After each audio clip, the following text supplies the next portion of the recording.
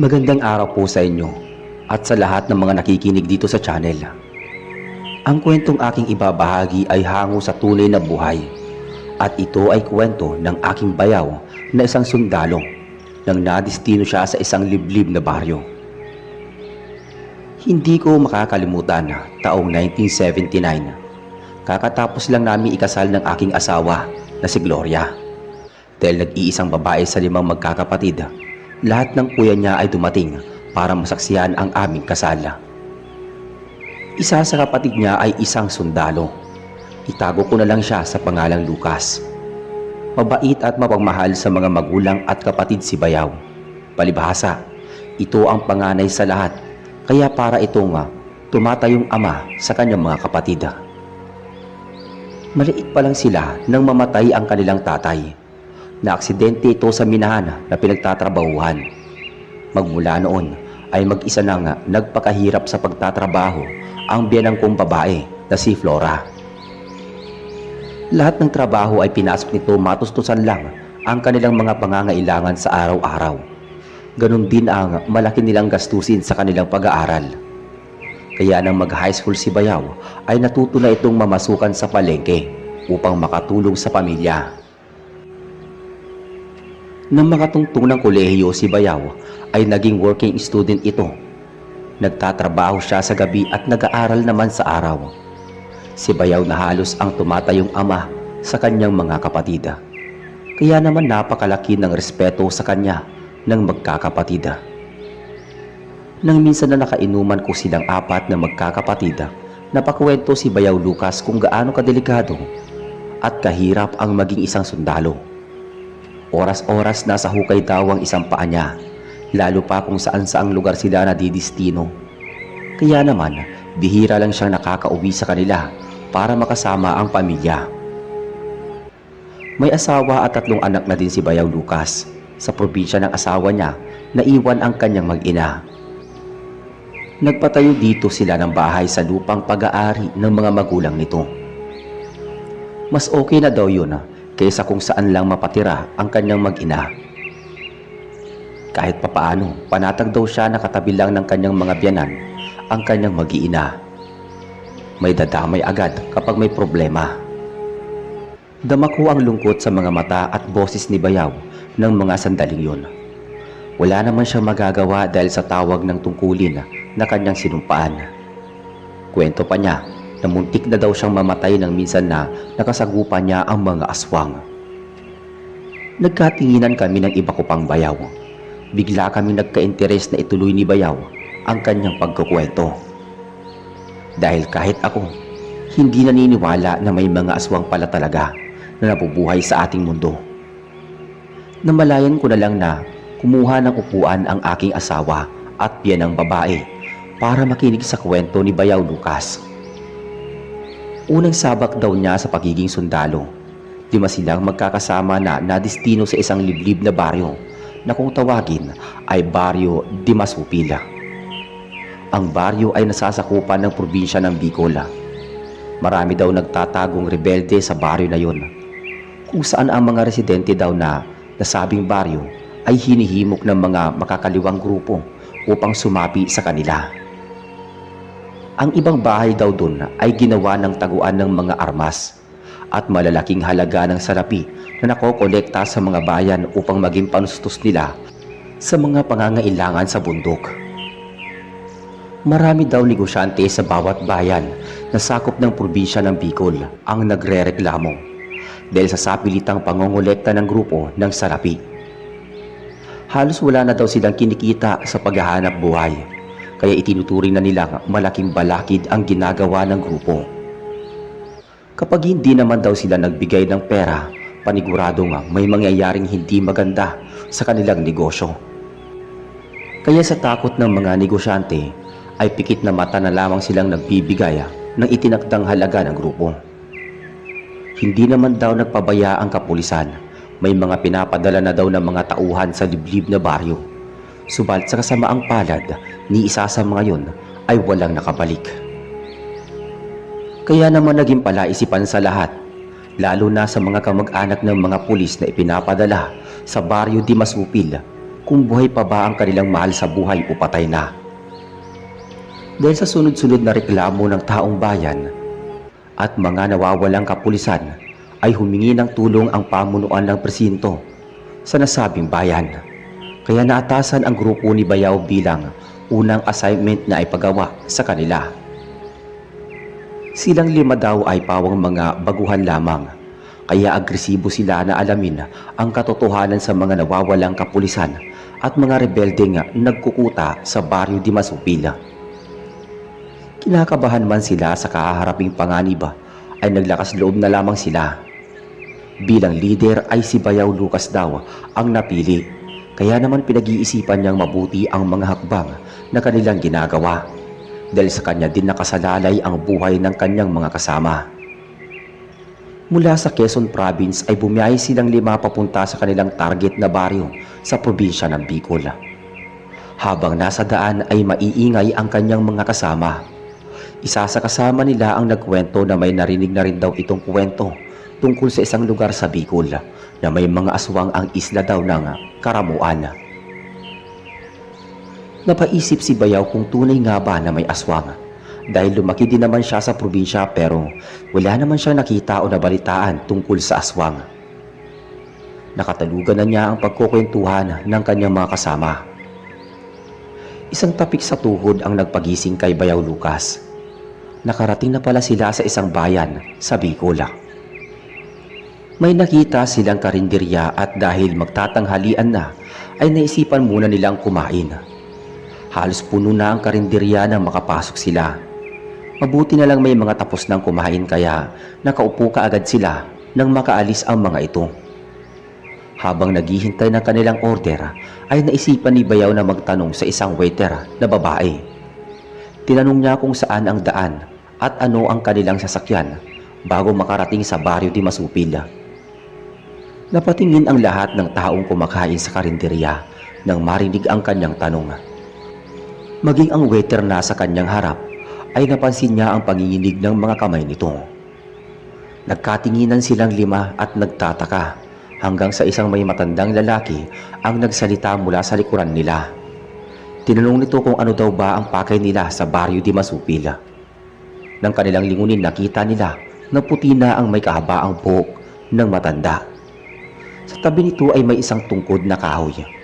Patuloy ito sa pagsasalita habang kumakain, ni hindi man lang sila nito tinitignan. Hindi alam ng mga tao na sundalo sila dahil nakadamit lang sila ng sibilyan. Kung susuriin, para silang hikers. Dahil sa naglalakihan nilang backpack, walang kamalay-malay ang mga tao na may mga baril sa loob ng kanilang baga. Sa patuloy na pagtatanong ng matanda, naging tahimik ang lahat. Wala pa rin sagot na nagmumula sa grupo nila Bayaw. Kaya nahulaan ng matanda na may pakay sila sa baryo. Binalaan sila nito na iba yung pag-iingat ang kanilang dapat gawin. Ayon sa matanda, marami nang sumubok na pumasok sa baryo Dimasupil, bagamat usap-usapan na delikwente ang lugar. Marami pa din daw ang nagkakadatingan ng mga tao sa bayan na nagmula sa iba't ibang lugar. At tulad nila ay iisa lang ang mga naging tanong ng mga ito, kung saan o papaano daw ba makakarating sa baryo Dimasupil. Dahil suki daw siya sa karinderya, halos araw-araw dun siya kumakain, na pinatunayan naman ng mga tauhan doon dahil nagtanguan ang mga to. Sa halos lahat daw ng mga taong pumunta sa baryo Dimasupil ay wala daw siyang nakitang nakabalik sa bayan. May narinig silang mahihinang bulungan na nagmumula sa mga taong kumakain sa loob ng karinderya. Takot ang nakita ng grupo ni Bayaw sa mga mata ng mga tao. Naging malungkot ang aura ng matanda. Napabuntong hininga pa ito nang sa wakas ay isa-isa na silang tinignan. Tumingin sa paligid ang matandang lalaki. Nag-iwasan naman ng tingin ang mga kumakain. Tumayo ang matanda at dahan-dahang pinuntahan si Bayaw. Bumulong ito kay Bayaw, pagkatapos ay tuluyan na itong lumabas sa karinderya. Nagkatinginan sina Bayaw at kanyang mga kasama. Nang dumating ang kanilang order ay sinabihan niya ang mga kasama niya na magmadaling kumain. Nakuha agad naman ng mga kasama niya ang mensahe sa kanyang sinabi. Halos kakalapag pa lang ng kanilang order. Ilang minuto lang ay tapos na agad sila. Nagkatinginan na naman ang mga tao nang halos sabay-sabay silang tumayo at pahilerang lumabas ng karinderya. Maya-maya pa, may isang babae ang biglang nagsalita. Madadagdagan na naman daw ang bilang ng mga taong nawala na parang bula na pumunta sa kabilang kinatatakutang baryo. Kakalabas pa lang ng grupo ni Bayaw nang may isang batang lalaki ang kumalabit sa kanya.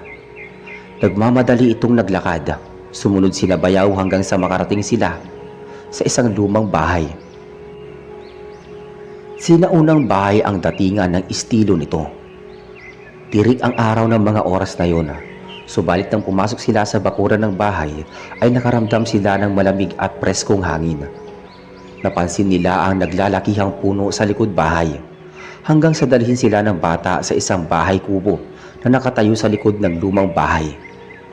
Sinenyasan sila ng batang lalaki na huwag maingay at manatili na munang nakatayo sa labas ng pintuan. Maya-maya pa nakita nila ang matandang lalaki na nakaluhod ito sa isang sulok ng kubo. May hawak itong isang bagay na hindi pamilyar sa paningin ni Bayaw. Hanggang sa natapos ito sa ginagawa. Tilingon sila ng matanda at sinenyasan na pwede na silang pumasok. Mabilis na kumilos ang batang lalaki. Inabutan sila nito ng tagi-isang bangko na gawa sa kahoy. Pagkatapos ay naupo ang matanda sa gitna nilang lima. Sinarado ng bata ang pintuan ng kubo. Mula sa liwanag na nagmumula sa bukas na bintana ay kitang-kita ni Bayaw ang isang bagay na hawak ng matanda. Iniabot ito kay Bayaw. Ito daw ay sinturon ng kanyang ninuno, kung saan ay may kakayahan itong pumatay ng karaniwang tao sa isang segundo lamang. Kapag mga nilalang na may kakaibang kapangyarihan daw ay aabuti ng 24 oras bago malagutan ng hininga. Nagtaka si Bayaw kung bakit kinakailangan itong ibigay sa kanya ng matanda. Tila nahulaan naman ng matanda ang nilalaman ng kanyang isipan, kaya ito ay nagsalita. Pagpasok pa lang daw ni Bayaw sa karinderya, alam niya na kung hindi sila pulis, tiyak na mga sundalo sila. Marunong daw bumasa ng kilos ang matanda dahil sa mga walang humpay na pagkawala ng mga tao sa baryo di Masupil, ay nakapagdesisyon na ito nga tumulong. Natatakot ang matanda na isang araw sa bayan na mismo nila sasalakay ang mga nilalang na nakatira sa baryo di Masupil. Naguguluhan na nagkatinginan sila ni Bayaw at mga kasama niya. Kaya binanggit ni Bayaw ang tungkol sa mga rebelde na nabalitang kumontrol sa mga tao sa nasabing baryo. Napabuntong hininga ang matanda bago ito nagsalita. Totoo naman daw ang mga kumakalat na balita sa bayan nila at sa mga karating bayan. May mga rebelding grupo na nangongolekta sa bayan nila at labis daw na nagpapahirap ang mga ginagawa ng grupo sa mga negosyante. Subalit ang ipinagtataka ng mga tao, habang lumilipas ang araw ay padalang ng padalang ang mga rebelde. Hanggang isang araw ay tuluyan ng walang dumarating na rebelde na nangongolekta ng pera sa mga negosyante. Hanggang nag-umpisa na raw na may mga taong dumarating sa kanilang bayan. Grupo-grupo daw ito at palaging tinatanong kung saan at paano makakarating sa liblib na baryo ng Di Masupil. Sa lahat daw na nagtanong na yun, isa ay walang nakabalik sa bayan para sumakay sa bus pa uwi. Iisang rota lang daw ang dinaanan ng bus, kaya walang ibang terminal na maaaring sakyan ang mga turista o dayuhan sa naturang bayan. Dumating na rin ang araw na may kapulisan na dumating at nag-imbestiga, subalit walang naging sagot ang mga taong bayan dahil ang nasabing baryo ay kinatatakutan ng lahat.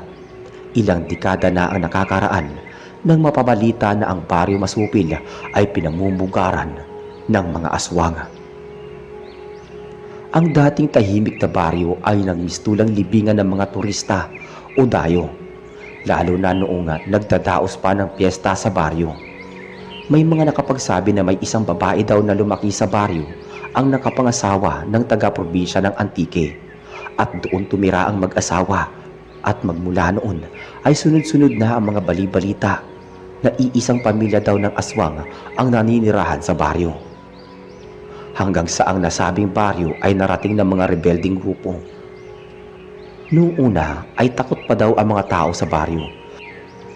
Subalit nang minsan daw na may lalaking umalag sa grupo dahil nakakaabala na ng husto ang mga rebelde sa kanilang hanap buhay sa bukid, pumutok ang balita na kinaumagahan ay natagpo ang wala ng buhay ang lalaking pumalag. Magmula noon ay unti-unti nang nawala ang mga rebelde. Ayon sa matandang lalaki, kahit pa hindi niya nakikita ang mga nababalitang aswang, may kutob siya na totoo ang balita at ang hinala niya, ang mga rebelde na kumukontrol sa baryo at mga pulis na nagtangkang mag-imbestiga ay kinain ng mga aswang sa baryo. Napabuntong hininga si Bayaw kung totoo man ang sinasabi ng matanda. Nasa panganib na pala ang buhay nilang lima. May mga bagay pa nga ibinigay at ibiniling sa kanila ang matanda.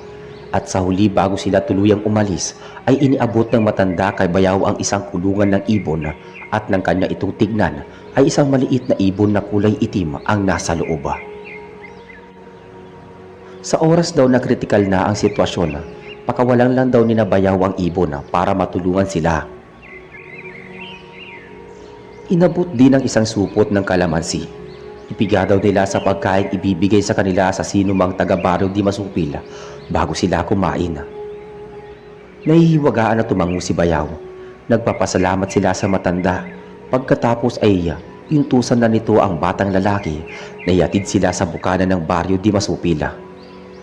Kailangan makarating daw sila doon bago lumatag ang dilima. Habang naglalakad, panay tanong ng isang sundalong kasama ni Bayaw sa batang lalaki. Ngunit nananatiling tikom ang bibig nito. Matalino ang bata at siguradong sinanay ng husto ng matanda. Isang oras halos ang nilakad nila bago huminto sa paglalakad ang bata. Tinuro sa kanila ang isang maluwag na daan, papasok daw yun sa baryo di masupil. Sa bungad pa lang ay kakaiba ng negatibong enerhiya na ang nararamdaman ni Bayaw. Maging ang mainit na ihip ng hangin ay tila nagbabala sa kanila na mag-iingat. Maya-maya pa nagpaalam na ang batang lalaki at nagpasalamat naman sina Bayaw. Nagulat sila nang di pa nakakalayo ang bata, may kasama na itong isang aso.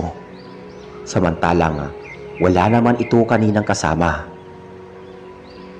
Maging sa isang oras na halos silang paglalakad ay hindi nila ito napansin. Nagtataas ang puno ang kanilang nadaanan mula sa bukana ng baryo. Hanggang sa wakas ay may kabahayan na silang nakikita. May mga bubungan na silang nakikitang umuusok. May palayan at taniman ng mga gulay at kamote. Malinis ang baryo kahit liblib.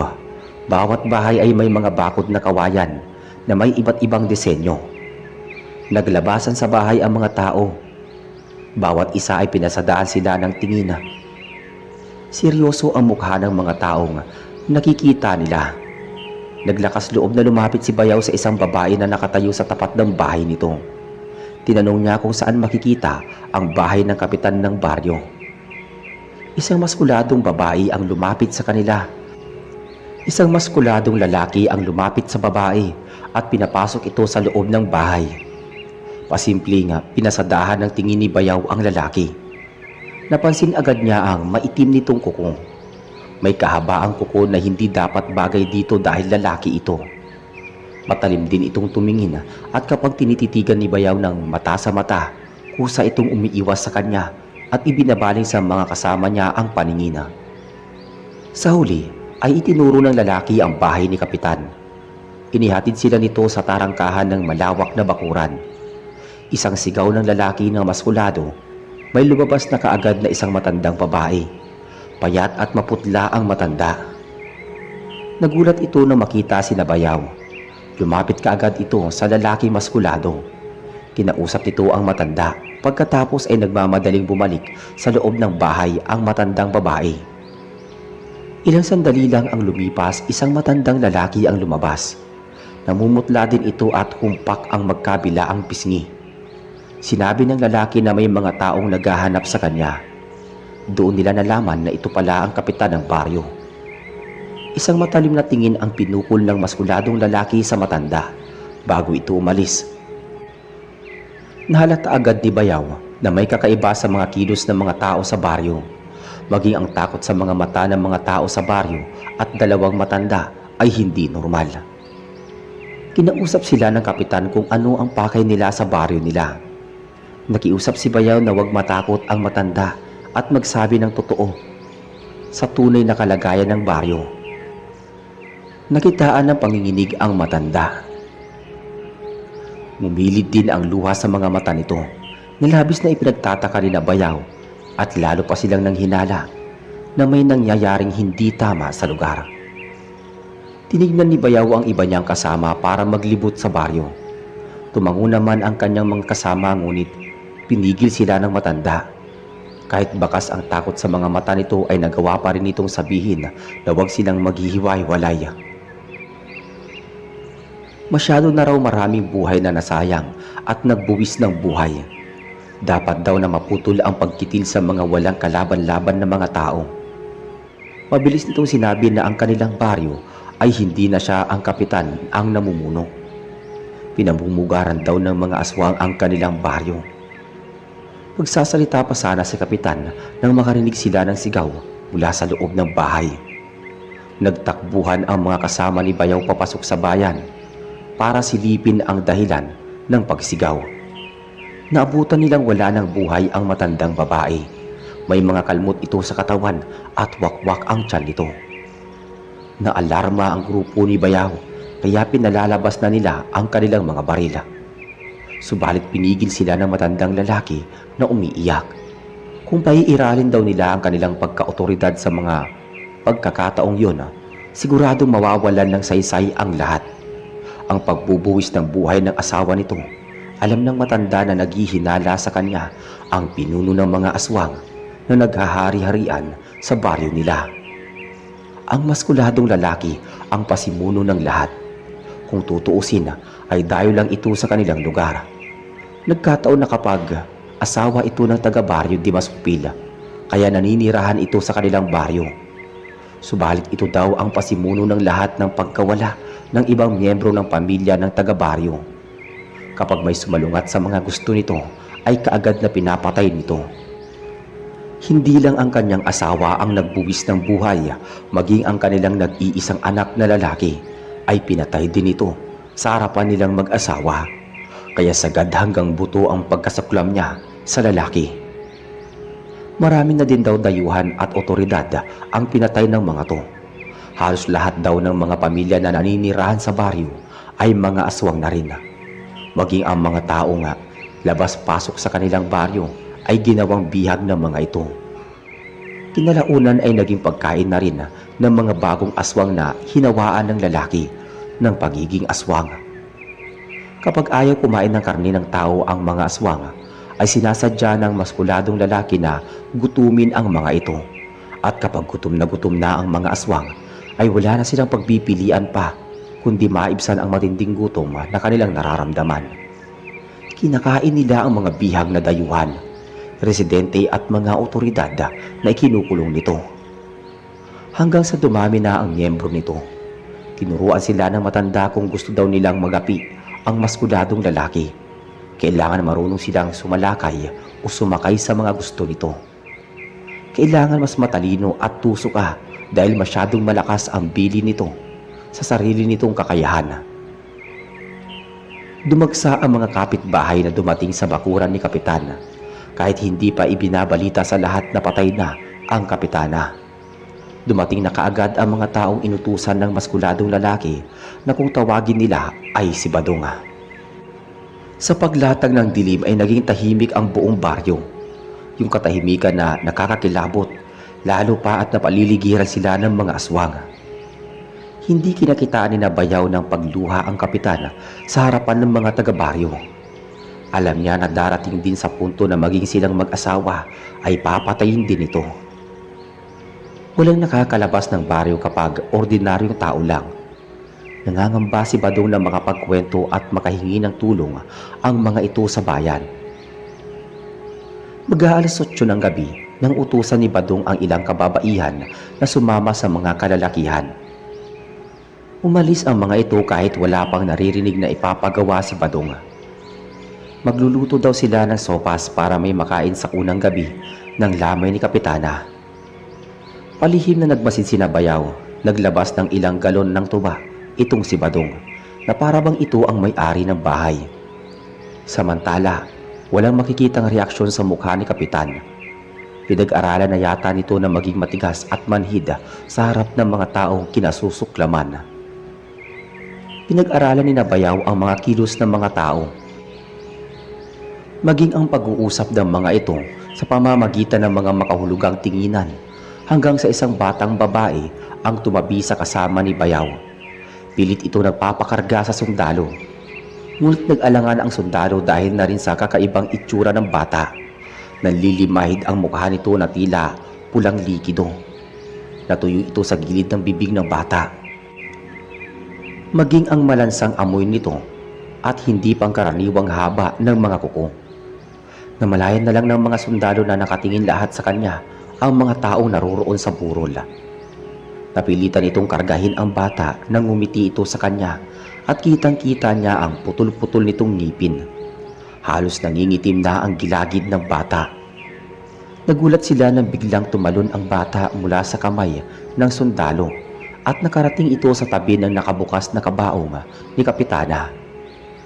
Hindi makapaniwala ang grupo ni Bayaw nang dumungaw ang bata sa bangkay at walang pag-aalilangan itong dinukot ang puso ni Kapitana. Hindi pa nakaka-recover sa ginawa ng bata si Bayaw nang bigla nitong kinain ang puso ni Kapitana. Hindi na kinaya ng mga kasama ni Bayaw ang senaryo. Nagtakbuhan na ang mga ito sa gilid ng bakod at sabay-sabay na silang sumuka dahil sa labis na pandidiri. Nanatili pa rin kalmado si Bayaw pero alerto siya sa kanyang mga kasama. Napakawalang puso at gawain ng demonyo ang ginawa ng bata. Wala man lang nag-react sa mga taong naroroon nang muli siyang lumingon sa bangkay ni Kapitana at pinagsaluhan na ang katawan nito ng mga kabataang aswang. Mula sa kinauupuan ni Badong ay nakipagtitigan si Bayaw sa matatalim nitong mga tingin. Batid ni Bayaw na wala silang laban kapag pinagtulungan sila ng mga tauhan ni Badong. Nang makabalik na sa upuan ang kanyang apat na kasama, nagpaalam si Bayaw na gagamit lang ng banyo. Nasa loob ng bahay ni Kapitana ang banyo, kaya nagawang ihanda ni Bayaw ang mga kakailanganin. Palalim na ang gabi, tiyak na hindi sila bubuhayin ng mga aswang, tulad ng mga ibinili ng matandang lalaki sa kanya. Naghaplas ng pinagsamang katas ng bawang at kalamansi sa buong katawan si Bayaw. Takot daw ang mga aswang sa amoy nito, kaya hindi sila basta-basta makakain ng mga to. Maging ang matalim na aserong kutsilyo ay hinanda niya na. Ibinabad daw ito ng mahabang panahon sa isang uri ng lason na kapag pumasok sa isang sugat o laman ay siguradong madaling kakalat ang lason sa katawan nito. Manghihina muna ang aswang at unti-unting mapaparalisa ang buong katawan nito hanggang sa tuluyan na itong mamatay. Matapos gawin ang dapat ay naglakad na ng normal si Bayaw. Nagsalita siya ng lingwahe ng mga sundalo lang ang nakakaintindi. Tumingin lang sa kanya ang kanyang mga kasama. Maya-maya pa, isang malaking kawa ang magkakatulong na buhat-buhat ng mga kalalakihan. Inilapag ito sa malaking mesa kung saan ay malapit sina Bayaw. Naglulutangan ang mga inihahalong rekado sa naturang niluto. Takam na ang mga taga-baryo na naroroon at tila isang uri ng pabango na sinisinghot-singhot ng mga ito ang amoy ng bagong luto sa malaking kawa. Inutusan ni Badong ang mga kasamahan na sandukan ng pagkain ang grupo ni Bayaw. Agad naman na sumunod ang ilang kababaihan hanggang sa tigi-isa ng mangkok silang inabutan ng pagkain. Kahit kumakalam ang kanilang sikmura ay pinigil nilang huwag tumikim, paniguradong laman ng tao ang niluto ng mga aswang. Lumingon si Bayaw para tignan si Kapitan na napamaang siya nang makita nito na sarap na kumakain si Kapitan. Pagkatapos kumain ay tumayo si Kapitan. Ilang sandali pa ay naglabas ito ng maraming tuba na nakalagay sa mga galon. Inalok nito sina Bayaw ngunit nagdahilan sila. Alam nila na may inihahalo si Kapitan sa mga tuba. Pinutakte ng mga kalalakihan ang tuba. Inakala nila na bukal sa loob ni Kapitan ang pagpapainom sa kanila. Maghahating gabi na ng isa-isang nawala ang mga nakikipaglamay. Tulad ng sinabi ng Kapitan, kukuyugin sila ng mga aswang. Mabilis na sinarado ni Bayaw ang pintuan ng bahay ni Kapitan. Iniwan nila sa labas ang bangkay ng asawa ni Kapitan. Di nagtagal, nakarinig na sila ng malalakas na kaluskos sa mga dingding. Maging ang malalakas na paghingal ng kung anuman sa labas ng dingding ay kanilang dinig. Hanggang sa malalakas na katok sa pintuan ang nagpagulat kay Kapitan. Alam niyang si Badong yun. Mabilis niyang kinausap si Bayaw na pumwesto sa bawat sulok ng bahay. Nang sumilip si Bayaw sa siwang ng dingding, kitang-kita niya ang hindi mabilang na mga aswang. May mga matatanda at bata na nakapaligid sa buong bahay. Pabalasik ang anyo ng mga to. Nanlilisik ang mga pulang-pulang mga mata, mahahaba ang kuko at matatalim ang mga ngipin. Natiyak nila na hindi nga sila bubuhayin ni Badong. Kaya naman sila ay makikipagsabayan na lang. Maya-maya pa pinakawala ni Bayaw ang ibon na nasa hawla. Hindi niya alam kung totoo ba ang kaya nitong humingi ng tulong sa matandang lalaki. Nakatutok ang baril sa ulo ni Badong. Mula sa siwang ay abala ito sa pagmamando sa mga kasamahan. Sabay-sabay na sinalakay ng mga aswang ang bahay ni Kapitan. Sinisira nila ang bubong at dinding. Sunod-sunod na putok naman ang nagpatumba sa ibang mga aswang, habang ang iba ay unti-unti nang nagtutumbahan sa lupa. Tumalab na ang lason na inilagay ni Kapitan sa mga tuba na pinainom naman niya sa mga taga-baryo. Galit na galit si Badong. Alam nito na nilaso ni Kapitan ang mga kasamahan niya. Tuluyan na ngang nasira ang mga dingding. Naging hudyat yun para sabay-sabay na pasukin ang loob. Subalit hampas doon hampas dito ang nangyari sa tulong ng sinturon na ibinigay kay Bayaw ng matandang lalaki. Marami na ang lalaga sa grupo ni Badong. Hindi niya akalain na may mga baril pala ang mga dayuhan. Ilang sandali pa ang lumipas, nakarinig na sila ng mga boses mula sa bukana ng baryo.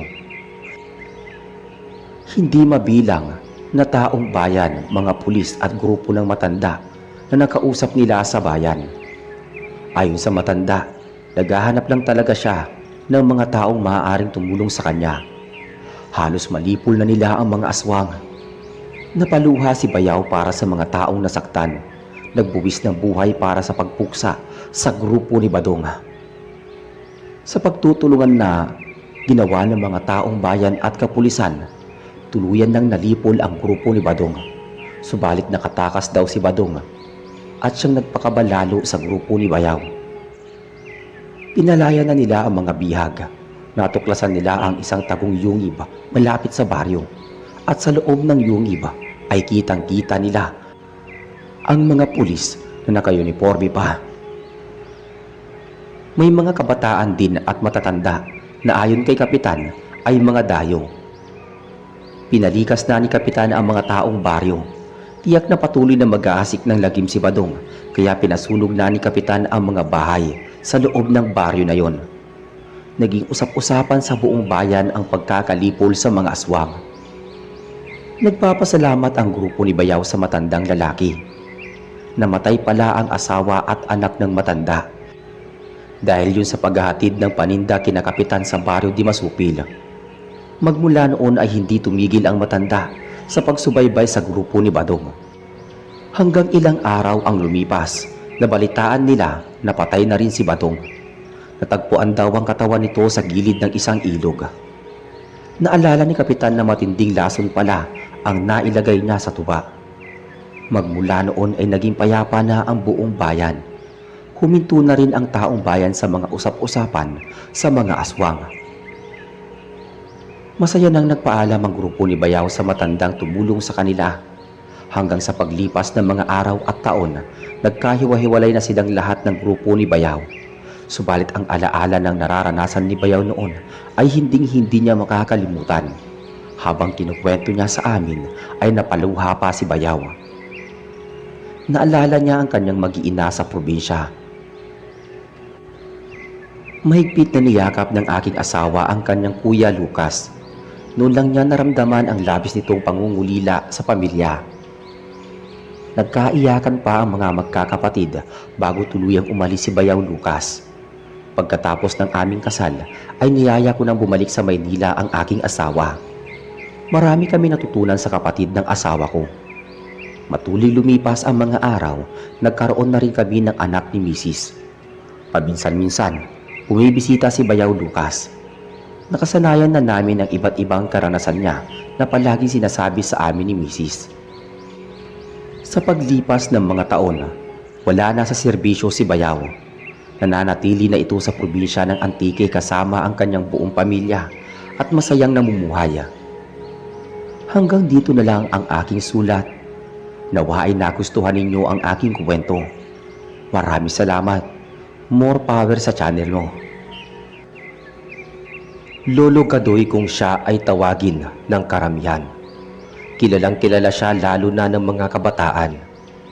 Mga kabataan na palagi niyang kinukwentuhan sa tuwing sasapit ang takip silim. Ang mga kwento ni Lolo Gandoy ang nagsisilbi nilang ugoy hanggang sa sila ay antukin na sa gabi. May libre pa silang merienda bago umuwi. Kaya naman maging ang mga magulang ng kabataan ay natutuwa kay Lolo Gandoy. Nag-usap-usap ang mga magulang na araw-araw silang mag-aambagan upang makabili ng merienda ng mga bata. Nailalayo pa ang mga ito sa bisyo o iba pang gawaing di maganda. Isa ako sa ama ng batang suki, kumbaga ni Lolo Gandoy. Bukang bibig ng aking anak na si Alan, ang kwento ni Lolo Gandoy.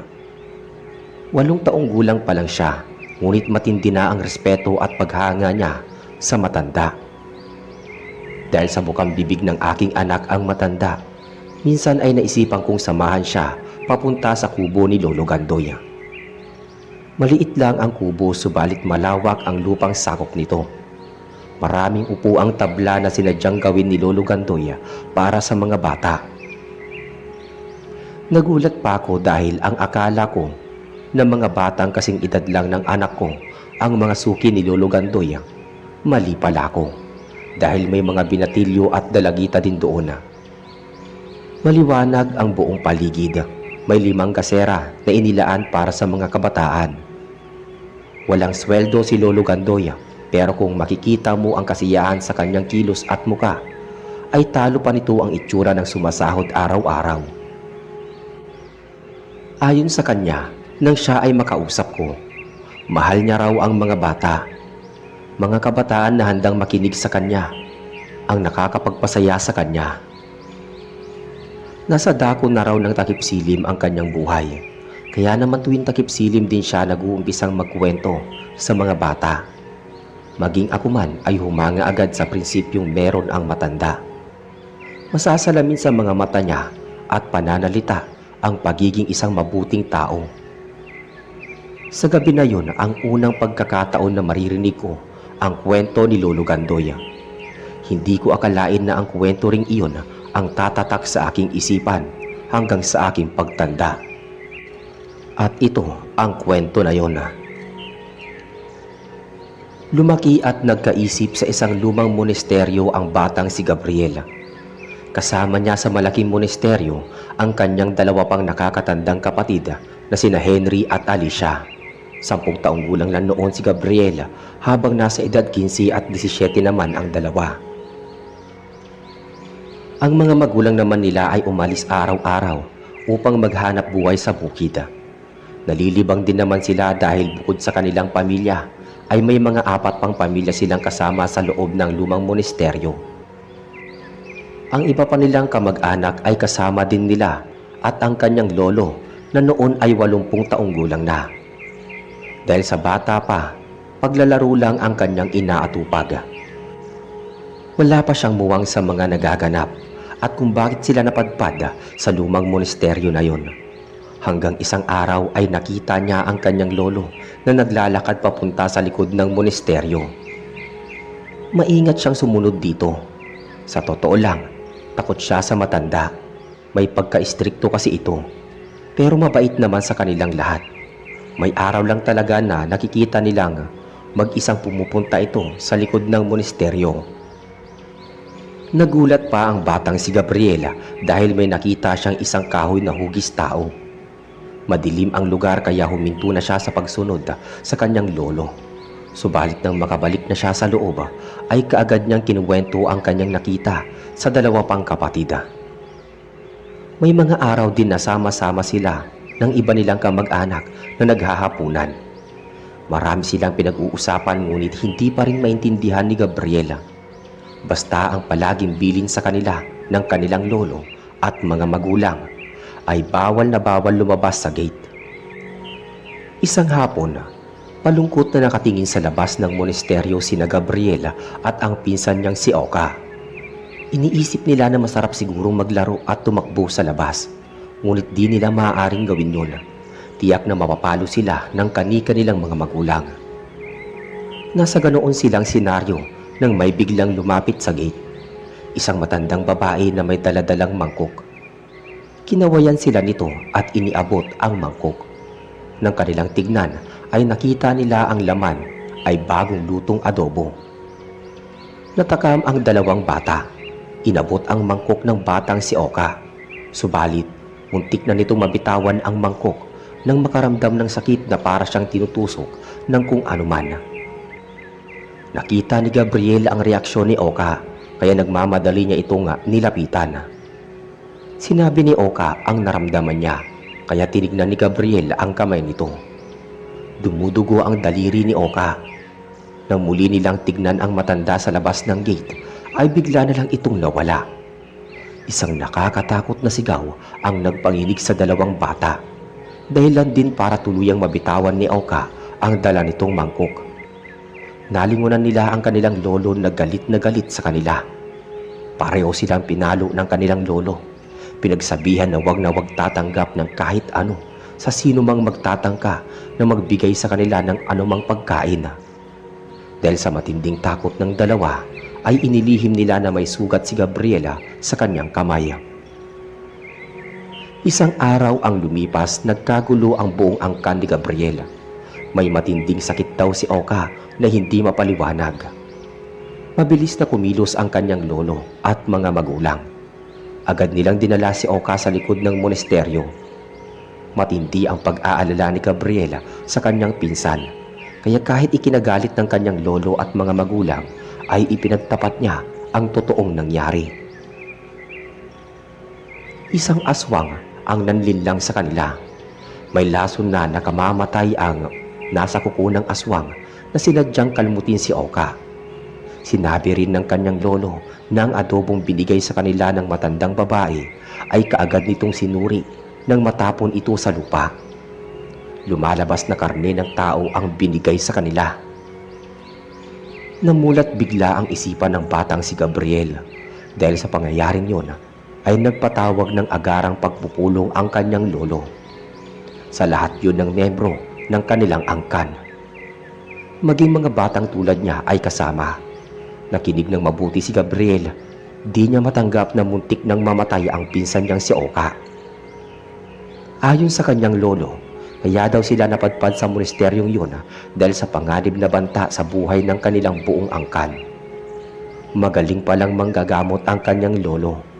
May nakaaway itong angkan ng mga aswang nang minsang muntik nang mabiktima ng pamilya ng kalaban ang kanyang ina. Napatay ng kanyang lolo ang isa sa anak ng aswang. Magmula noon ay hindi na sila tinigilan ng pamilya ng aswang. Kahit saan sila makarating ay ginugulo sila. Nagbanta daw ang pinuno na hindi sila titigil hanggat walang nalalagas sa angkan ng kanyang lolo. Dahil sa nangyari ay nagpasya na magsama-sama ang buong angkan nila. Marami na silang lugar o kuweba na pinagtaguan subalit madali silang natutuntun ng mga aswang. Sa gabi lang naman daw malalakas ang kapangyarihan ng mga aswang.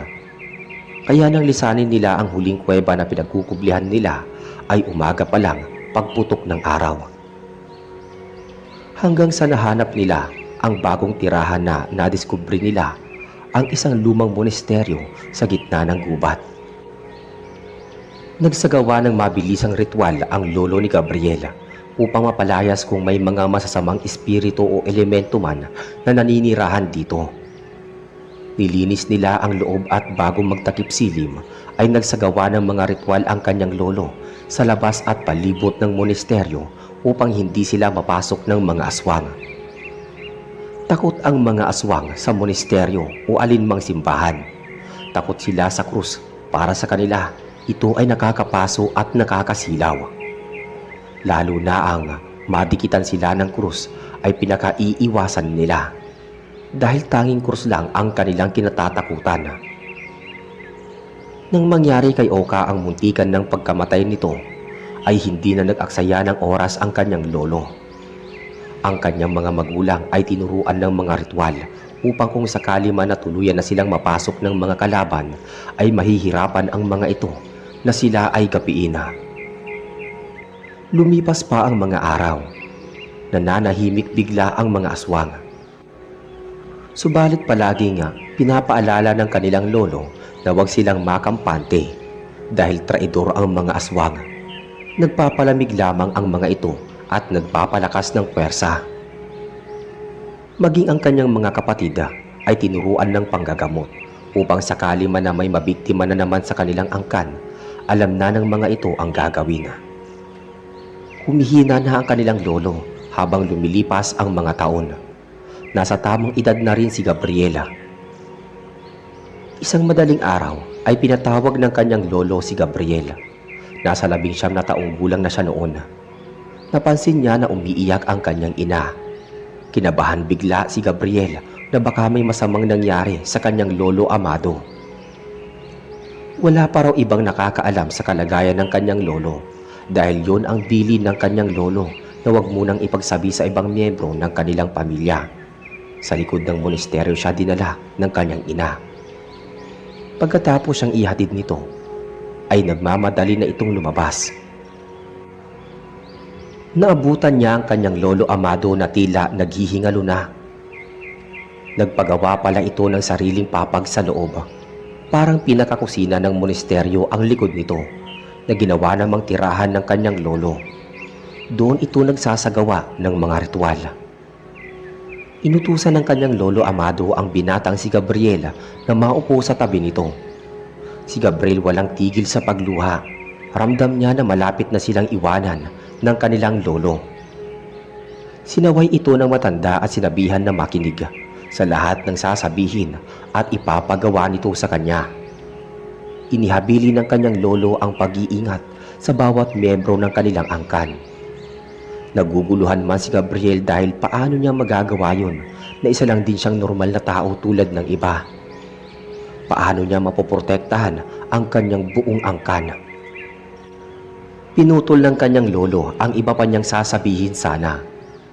Nagulat si Gabriela nang sabihin ng kanyang lolo na sa kanya ipapamana ang kapangyarihan nito bilang manggagamot. Dahil nakita daw nito ang positibong kakayahan sa kanya. Matapang at may isang salita si Gabriela. Pantay din ito kung tumingin sa mga kamag-anak. Nakita ng kanyang lolo na kapag may away o tampuhan ang iba nilang mga pinsan, si Gabriel ang namamagitan. Wala itong kinakampihan o pinapanigan. Nasa gitna lang ito palagi at ipinaliliwanag sa mga kamag-anak na di dapat sila nag-aaway. Dahil ang tunay na kaaway ay nasa labas ng monasteryo na naging kulungan na nila ng mahabang panahon. Pagkatapos ay agad namang magbabati at magyayakapan ang mga pinsan niyang may mga tampuhan. Pinagbasihan niyo ni Lolo Gabriela na siya ay magiging responsableng pinuno at tagapagtanggol ng kanilang angkan. Dahil naghihingalo na nga ang kanyang lolo, naging sunod-sunuran na lang si Gabriela sa kanyang lolo. Ayaw niya na lalo pa itong mahirapan. Kaya nang sabihin ni Lolo Amado na lumapit siya, ay agad niyang idinikit ang kanyang ulo sa bibig ng matanda. Dasal at pagsasalin ng kapangyarihan ang ginawa ni Lolo Amado. Ibinigay din sa kanya ni Lolo Amado ang isang itim na libro at bago pa ito malagutan ng hininga ay pilit itong isinuot sa apo ang kanyang medalyon. Nagpasukan na ang kanyang mga kamag-anak sa loob. Maririnig ang mga panaghoy at pagtangis sa pagkawala ng tinuturing nilang haligi ng kanilang angkan. Napakalaking kawalan sa kanila at matinding pagkapilay ng pamilya ang pagkawala ni Lolo Amado. Samantala, sa labas ng monasteryo ay masayang-masaya na nagdiriwang ang grupo ng mga aswang.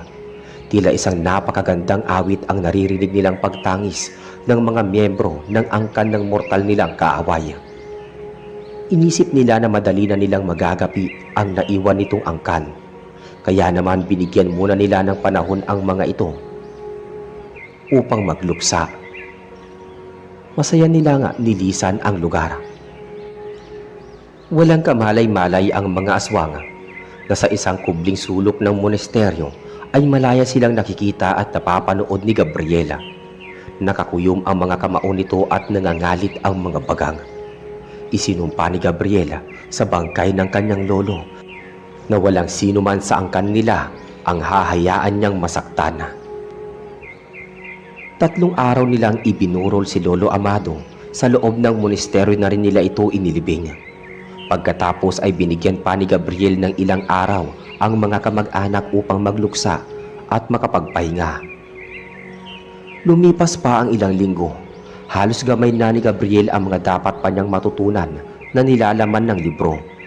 Ganon din ang mga ritual na itinuro sa kanya ng kanyang namayapang lolo. Sa umaga, batid niyang mahina ang kapangyarihan ng mga aswang. Sa araw ay sinasamantala nila ito. Mga lalaki miyembro ng kanilang angkan ang kasama ni Gabriel na nangunguha ng pagkain at mga kawayan na gagawing pananggalang sa mga aswang. Ang mga kababaihan naman ang natitira sa monasteryo. Bawat isa ay may kanya-kanyang tungkulin. Iniiwasan nila na makalapit sa gate ang mga kabataan. Dahil sa kapangyarihang taglay ni Gabriela, nakakalabas siya ng monasteryo kahit gabi. Naririnig ang usapan at plano ng mga aswang at nakikita niya ang pag-aaligid ng mga ito. Dahil sa pagkainip at kawalan ng pag-asa ng mga aswang, ay nagplano na ang pinuno na salakayin ang loob ng monasteryo. Hindi na nag-aksaya ng panahon si Gabriela. Pinulong niya ang buong angkan niya na nagbabalak ng salakayin sila ng mga galit na aswang. Matinding takot ang naramdaman ng bawat isa, lalo na ang kanyang ina at mga tiyahin. Iniisip ang kaligtasan ng mga bata. Umaga pa lang ay niyaya na ni Gabriel ang ama, kapatid at iba pang kalalakihan sa pamilya. Palihim nilang pinatulis ang mga dulo ng kawayan. Pagsapit ng takip silim, kailangan nilang magmadali na ikabit sa bawat sulok ng monasteryo ang naturang kawayan. Aakalain ng mga aswang na simpleng bakod lang ang mga ito. Ang hindi nila alam, ginamitan ng mahika ni Gabriel na natutunan niya sa itim na libro ang pandaraya sa paningin ng mga aswang. May lason din na inilagay sa dulo ng mga kawayan. Mag-aalas 8 na ng gabi, napakatahimik ng paligid. Sinadyang patayin ang lahat ng ilaw sa loob ng monasteryo. Bawat pinto ay may matibay silang ginawang harang. Ang mga kababaihan at mga kabataan ay sama-sama sa iisang kwarto. May kanya-kanyang hawak na armas. Pinaghandaan nila ng husto ang gabi na yun. Magkakahiwalay ang mga kalalakihan na nagbabantay sa bawat sulok ng monasteryo. Walang kamalay-malay ang mga aswang na napaghandaan sila ng angkan nila Gabriela. Nagdiriwang pa nga ang iba nilang pamilya at buong akala nila na sa gabing yun ay magpipiesta sila sa katawan ng kalabang angkan. Mag-aalas 11 na ng gabi. Nagdatingan na ang iba pang aswang. Nag-uumpukan sila sa harapan ng monasteryo sa labas ng gate. Madilim man ang loob ng monasteryo, para sa mga aswang ay mas maganda at pabor sa kanila. Samantala di nila alam na habang nagpaplano sila kung papaano sasalakay sa loob, Pagpatak ng alas 12, dinig na ni Gabriel ito dahil nasa kabilang bakod lang siya ng gate kung saan naghahanda na ang mga aswang sa pagsalakay. Pagkapang siyang bumalik sa loob ng monasteryo, ilang segundo na lang alas 12 na ng hating gabi. Isang sinyalis lang ng pinuno ng mga aswang, sabay-sabay nang nagpulasan ang mga miyembro at pinaligiran ang buong monasteryo at bawat isa ay nagmamadaling pasukin ang loob. Matagal na panahon nilang hinintay ang pagkakataong yun, kaya naman sabik na sabik silang madurog ang angkan ng kanilang mortal na kaaway. Mula sa isang bahagi ng monasteryo ay biglang nagliwanag. Makikita ang kabataan na nagtatakbuhan na tila naglalaro. Naagaw ang pansin ng karamihan sa mga aswang. Sabik na sabik sila sa laman ng bata. Bahagya pang bumukas ang bintana. Naglalaway at galit na galit ang mga aswang. Di agad nila mapasok ang loob. May mga nakaharang na bakod ng kawayan. Dahil sa pagkasabik ay nag-usap-usap ang mga aswang na sabay-sabay nilang sisirain ang mga bakod. Pagkatapos ay agad napupuntahan ang mga bata. Napansin ng ilang aswang ang tambak na kahoy panggatong sa ibabang labas ng monasteryo. Inisip nila kung para saan ang mga yun, ngunit binaliwala na lamang nila. Wala silang kamalay-malay na patibong lang ang mga bata. At sa pagbilang ng leader hanggang 3, sabay-sabay silang lumapit sa dulo ng kawayan. Subalit, biglang may naglagitikan na kung ano. Bawat aswang na nagtataka ay may tama ng matulis na dulo ng kawayan. Labis na ipinagtaka ng ibang aswang na nakaabang lang sa mga susunod na mangyayari. Nanlaki ang kanilang mga mata nang isa-isang nagbagsakan sa lupa ang mga kasamahan nila. At nang kanilang tignan at suriin ang katawan ng mga ito, napagtanto nila na sugatan at malubha ang lagay ng mga miyembro. Sumigaw ng malakas ang pinuno ng patibong. Huwag daw lalapit sa kawayan dahil may patibong. Subalit huli na ang lahat dahil karamihan sa kanila ay sugatan na. Halos mga lahati ang bilang ng mga aswang na namatay at sugatan. Nagdeklara ng pag-atras ang pinuno upang isalba ang buhay ng mga kasamahan. Ngunit bago pa sila makatakas ay sinamantala naman ng grupo ni Gabriela ang kanilang pagkataranta. Pinaulanan sila ng mga sibat na may mga lason ang dulo. Halos malipol ang natitira pang mga aswang. Galit na galit ang kanilang pinuno at nagsisigaw. Nagbanta ng mas matinding ganti, ngunit huli na ang lahat dahil bigla na lang gumulong ang ulo ng pinuno. Si Gabriela nakalabas na pala ng gate ng monasteryo. May ilang aswang ang tumatakas kahit sugatan na. Hinayaan na lang ni Gabriel dahil alam niya sa matinding lason na inilagay nila sa kawayan, tiyak na sa daan pa lang ay matatapos din ang buhay ng mga to. Lumabas na rin ang iba pang miyembro ng angka ni Gabriela. Gumawa sila ng apoy gamit ang mga kahoy panggatong na nakatambak sa labas ng gate. Lumiwanag ang buong paligid sa labas at isa-isang inihagis sa naglalagablab na apoy ang pamilya ng mga bangkay ng aswang. Mula sa gate ay nagtungo si Gabriel kung saan nila inilibing ang kanyang lolo amado. At bumulong sa wakas ay maraming aswang na silang napatay. Maging ang pinakapinuno ng mga ito ay tapos na rin. Pagkatapos ng gabi nga malagim na yun, kinabukasan ay nagpatawag ng pulong si Gabriela. Nagdiriwang man sila sa pagkamatay ng maraming aswang. Nagulat ang buong angkan nang sabihin niya na kailangan na nilang lisanin ang monasteryo. Karamihan ay tumutol sa kanyang sinabi, ngunit buo ang desisyon ni Gabriela na lisanin na ang monasteryo. Ipinaliwanag niya sa kanyang mga kamag-anak na hindi sila dapat manatili ng matagal sa monasteryo. Dahil siguradong kung may natitira pang kamag-anak ang mga aswang na napatay nila, siguradong darating ang araw na muli silang sasalakayin ng mga ito.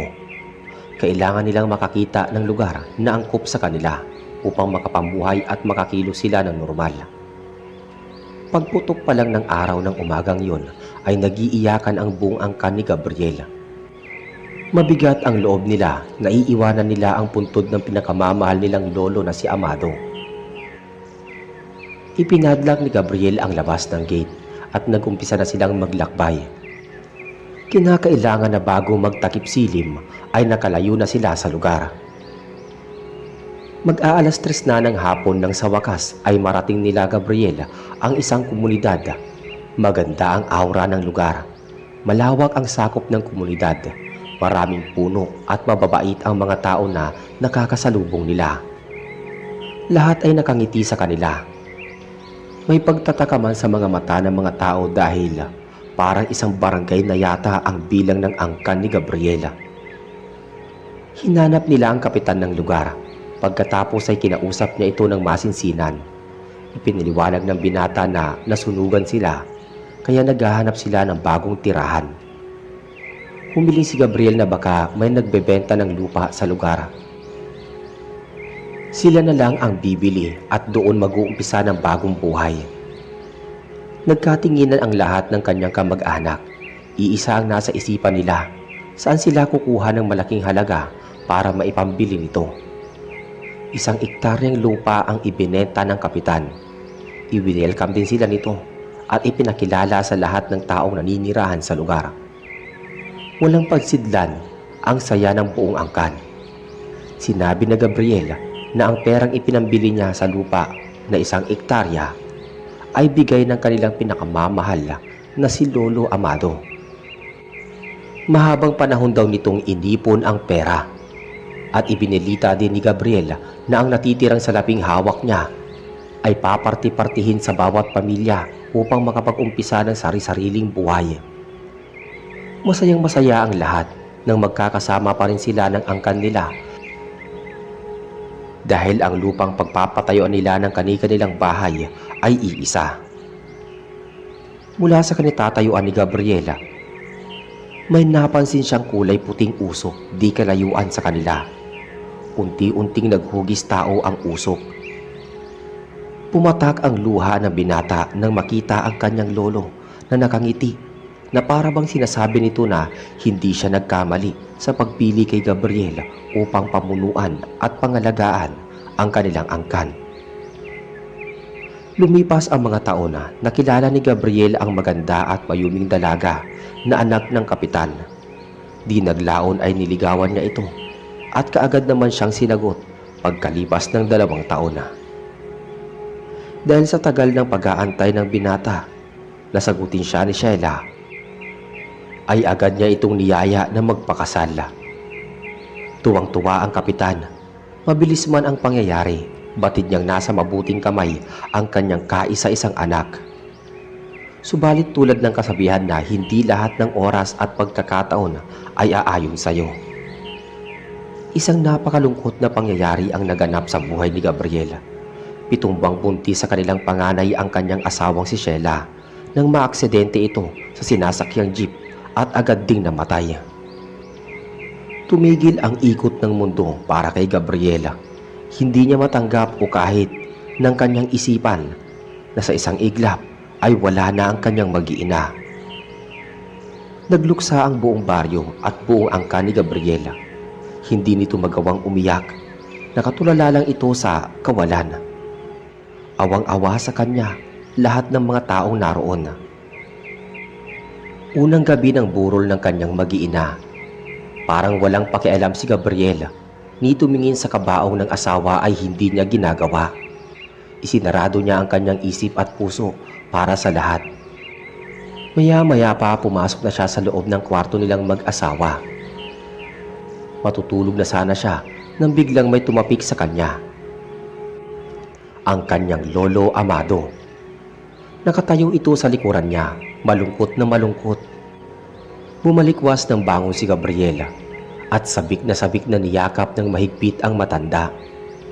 Nagumpisa nang magsalita ang kanyang lolo, kaya nakinig siyang mabuti tulad ng dati.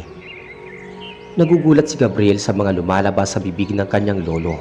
Bakit parang tumatalab sa kaibuturan niya ang mga binibitawan nitong salita? Ang sabi ng kanyang lolo, walang permanente sa mundong ito. Lahat kumukupas, lahat ng tao mamamatay. Ang buhay ay maiksi lamang, kaya dapat natin sulitin ang mga araw na nakakasama ang ating mga mahal sa buhay. Bawat tao ay may kanya-kanyang kandila na sa bawat segundo ay nababawasan ang haba nito. Hindi basihan kung sino ang unang nagsindi ng kandila o sino ang nahuli, dahil kusang mamamatay ang sarili nitong sindi. Kapag nagpasya ang may likha na ihipan ang kandilang sinindihan, ibig sabihin nun hanggang doon na lang ang buhay mo, handa ka man o hindi. Biglang nawala sa tabi ni Gabriel ang kanyang lolo amado matapos nun. Nagulat ang lahat ng nakikipaglamay nang malakas na sumigaw si Gabriel sa kwarto nito. Tumakbo ang kanyang mga magulang at kapatid upang tignan ito. Kitang-kita nila ang sakit at pait sa mukha ni Gabriel nang isigaw ang pangalan ng kanyang asawa at anak. Dahan-dahan itong humakbang palabas ng kwarto. Lahat ng taong naroroon ay nakatingin sa kanya. Naiiyak ang karamihan. Ibig sabihin daw, nagising na si Gabriel at tanggap na ang katotohanan. Umiyak na umiyak si Gabriel sa harapan ng kabaong ng asawa. Nangako siya na pipilitin niyang mabuhay kahit wala na ang mga to. Mula sa malayo ay malungkot na masaya ang kaluluwa ni Lolo Amado. Nang tumingin sa kanya ang pinakamamahal niyang apo, ay kumaway na siya dito at naglakad palayo. Hindi makapaniwala si Gabriel na hanggang sa malungkot na tagpo ng kanyang buhay, gumagawa pa rin ng paraan ang kanyang lolo upang damayan at pangaralan siya. Matuling lumipas ang mga araw. Hindi na muli pang nag-asawa si Gabriela. Ang bahay nila ni Sheila ay tinaniman niya ang buong paligid nito ng mga halamang paborito ng namayapa niyang asawa. Nagpatuloy siya sa kanyang buhay kasama ang kanyang angkan. Tumutulong siya sa mga gastusin ng mga ito upang makapagtapos ng pag-aaral. Araw-araw ay nagtatrabaho si Gabriel kahit nasa 50 na ang edad nito. Mahilig din siyang tumulong sa mga taong nangangailangan. Kaya naman hindi lang ang angkan niya ang nagmamahal sa kanya. Buong barangay ay kilala siya at mahal ng mga tao. Isang araw ay pumutok ang balita na may kabarangay sila na pinahihirapan ng matinding sakit. Ayon sa pamilya nito, ilang gabi na daw itong dumadaing at sumisigaw ng tama na. Pinuntahan niya ang bahay nito at kinausap ang asawa. Matanda pala ang may sakit, nasa 80 na ang edad. Dala na ng katandaan ang sakit nito, subalit ayon sa kwento ng asawa nitong si Lola Nardia, simula daw inilipat nila ng kwarto na may silong ang kanyang asawa na si Lolo Simon ay nagumpisa na itong dumaing. Sa higaan na raw ito umiihi at dumudumi, kaya kinakailangan nilang ilipat sa higaan na may silong upang madali ang paglilinis dito. Nalaman ni Mang Gabriela na nangyayari ang pagsisigaw-sigaw ng matanda tuwing araw ng Martes at Biyernes. Nagkaroon ng ideya si Mang Gabriela sa mga may kagagawan ng pagpapahirap sa matanda. Nangako siya na babalik sa araw ng Martes. Pagka-uwi ni Mang Gabriel sa kanyang bahay, ay agad niyang inilabas ang pinakatago-tago niyang armas. Ayaw niya na sanang gamitin ang kapangyarihang ipinamana ng kanyang lolo dahil ayaw din niya na magkaroon pa ng kaaway. Subalit tinatawag naman siya ng pagkakataon at kailangan niyang tulungan ang matanda. Napahawak siya sa kanyang medalyon at bumulong. Martes, alas 6 pa lang ay naghanda na si Mang Gabriel. Nasa bahay na siya ng matandang kanyang tutulungan. Habang pinagmamasdan niya ang matandang lalaki, ay naalala na naman niya ang kanyang lolo Amado. Kung ano man siya ng mga sandaling yon, ay utang niya ang lahat sa kanyang mahal na lolo. Alas 10 ng gabi, payapa na at mahimbing na natutulog si Lolo Simon. Wala nang anumang indikasyon na may gumagambala dito. Sa isang sulok ay nakaupo si Lola Nardia at nagmamasid sa asawa, habang si Mang Gabriel naman ay tahimik na nakikiramdam sa paligid. Nakaupo siya sa uluhan ng matanda. Dinadalaw na ng antok si Mang Gabriel at mag-aalas 11 pasado na ng gabi. Papikit na siya nang maramdaman niya na gumagalaw si Lolo Simon. Hindi ito mapakali sa higaan at para bang nahihirapang huminga. Sinulyapan niya ang asawa nitong si Lola Narja na tuluyan nang nakatulog sa sulok. Maingat niyang pinagmasdan ang bawat segundo hanggang sa biglang bumuka ang bibig ng matanda na para bang gustong sumigaw. Umakyat ang dugo ni Mang Gabriel sa galit. Ramdam niya na may kung anumang nilalang ang nasa ilalim ng silong. Hinintay niya ang pinakamatinding hiyaw ng matanda. Kahit gustong-gusto niya nang tigpasin ang ulo ng nasa ilalim ay hindi pa pwede. Kailangan nasa pinakamatinding parte ng paghigop sa lakas ng matanda ang kanyang matsyempuhan. Ibig sabihin sarap na sarap ang nasa ilalim ng silong. Di siya nito mapapansin na kapag ginawa na niya ang paghuli dito. Sandali pa siyang nag-antay, inihanda na niya ang kanyang patibong. Sa wakas, nakita niya na ang pinakamasakit na parte ng pagpapahirap sa ginagawa ng nasa silong. Dahan-dahang yumuko si Mang Gabriel at ginalaw-galaw ang sinulid na tali. Mula sa uluhan ng matanda ay maingat na maingat siyang tumayo at pumwesto sa paanan ng matanda. May nakaharang na kawayan sa bahaging yun upang walang makapasok na kahit na sino sa loob ng kwarto. Ngunit masisilip mo ang buong silong sa tulong ng liwanag na nagmumula sa malamlam na gasera sa loob ng kwarto ng matanda. Kitang-kita ni Mang Gabriel ang isang matandang babae. Nakaluhod ito sa silong at patingala nitong sinisinghot ng matagal ang likod ng nakaratay na matanda. Nakapikit pa ang matandang babae, tila sarap na sarap sa kanyang ginagawa. Ilang sandali pa ang hinintay ni Mang Gabriel. Bumwelo na siya at ginalaw ng malakas ang hawak na tali.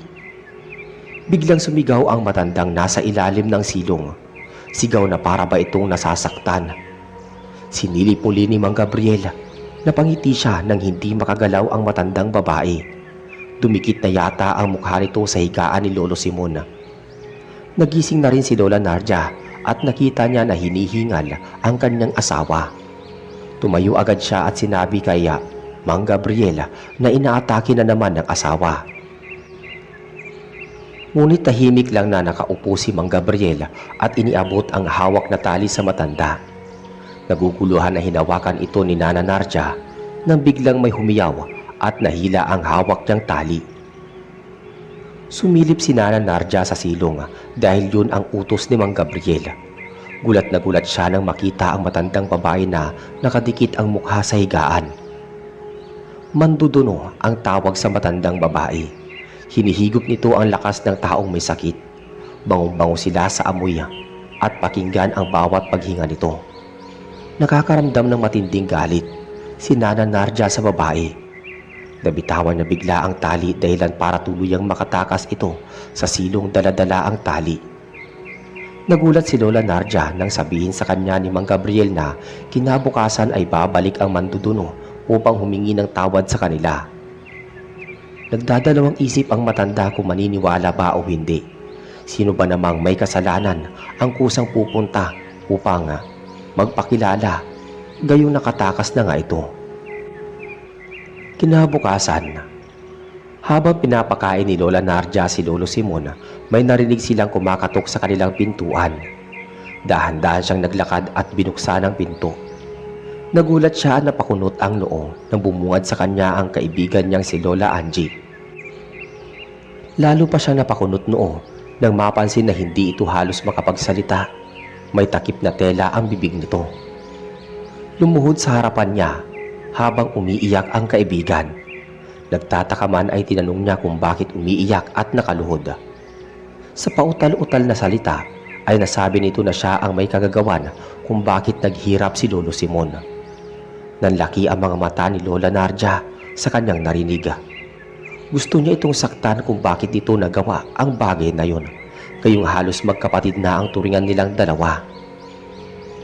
Humingi ulit ng tawad ang kaibigan sa kanya at sa asawa ni Lola Narja. Makalipas ang ilang araw na balitaan ni Lola Narja na umalis na raw sa kanilang baryo ang kaibigan. Nalungkot siya sa balita ngunit tama lang yun, baka makapambiktima pa ito ng iba pa nilang kababaryo. Matuling lumipas ang araw at taon, tulad ng pagsibol ng isang puno sa paglipas ng mahabang panahon. Dumating na rin ang pagtanda sa katauhan ni Lolo Gandoya. Hindi man naging kompleto ang kanyang naging buhay. Masaya na siya na marami na siyang natutulungan. Ibig sabihin naging makabuluhan pa rin ang kanyang karera sa mundo. Masaya na siyang nakakahalubilo araw-araw ang mga kabataan na naging parte ng kanyang buhay. Masaya siyang hahantukan ng iba't ibang kwento na may mga aral pang mapupulot ang bawat bata na handang makinig sa kanya at sa mga kwento niyang pampatulog sa mga ito. Mr. Narrator, matapos kong marinig ang kwento niya, napaiyak lahat ng kabataan, kabilang ang anak ko at pati na rin ako, nang sabihin ni Lolo Gandoy na si Lolo Gabriel at siya ay iisa. Napakaganda ng kwento ng buhay ng isang matanda.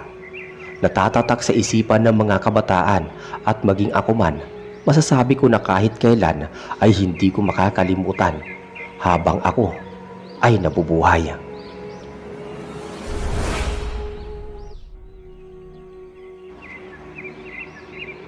Magandang araw po sa inyo at sa mga nakikinig dito sa channel na to. May mga taong hindi para sa isa't isa at kahit anong pilit natin kung hindi talaga sila nararapat na magsama ay wala tayong magagawa kung hindi tanggapin na ibang tao ang inilaan para sa kanila ng Diyos. Ako po si Elmer at ang kwento ko pong ibabahagi sa inyo ay karanasan namin magkakaibigan noong dumalo kami sa kasal ng pinsan kong si Ate Claribel at kamuntik na kaming mayanggaw dulot ng pagkain ng dinuguan sa resepsyon ng kasala.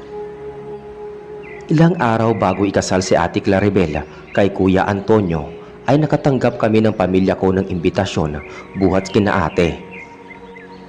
Kaya naisipan naming bumiyahe dahil nagmula pa kami sa Bacolod at napakalayo ng destinasyon ng pagpapakasalan.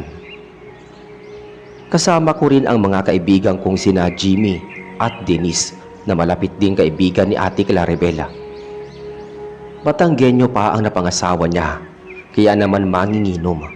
Kaya naman nang makarating kami sa bahay ni na Ate Claribel at magkasayahan kami isang gabi, ay kamuntik na kami mapatumba ni Kuya Antonio. Kinagabihan magkakaharap kami ng mga sandaling yon. Kasama pa namin ang mga tiyuhin ko, ama at iba pang kapatid na lalaki ni Kuya. Nakapalibot kami sa isang mahabang lamesa na punong-puno ng mga pulutan. Masaya naman kami dahil marami kaming kwentuhan at pagkain. Hindi ako nabagot dahil likas na palabiro at malakwento ang mga kapatid ni Kuya Antonio. Lambanog, gin at iba pang alak ang mga iniinom namin. Nagkanta suka-suka na sina Dennis at hindi kaagad nakabalik buhat sa palikuran dahil talagang umiikot na ang kanyang paningin. Tinungga ni Kuya Antonio ang huling tagayan na may lamang lambanog at hindi ko pa talaga siya makitang namumula o nahihilo. Kuya, ano bang sikreto mo at napakagaling mong uminom ng alak?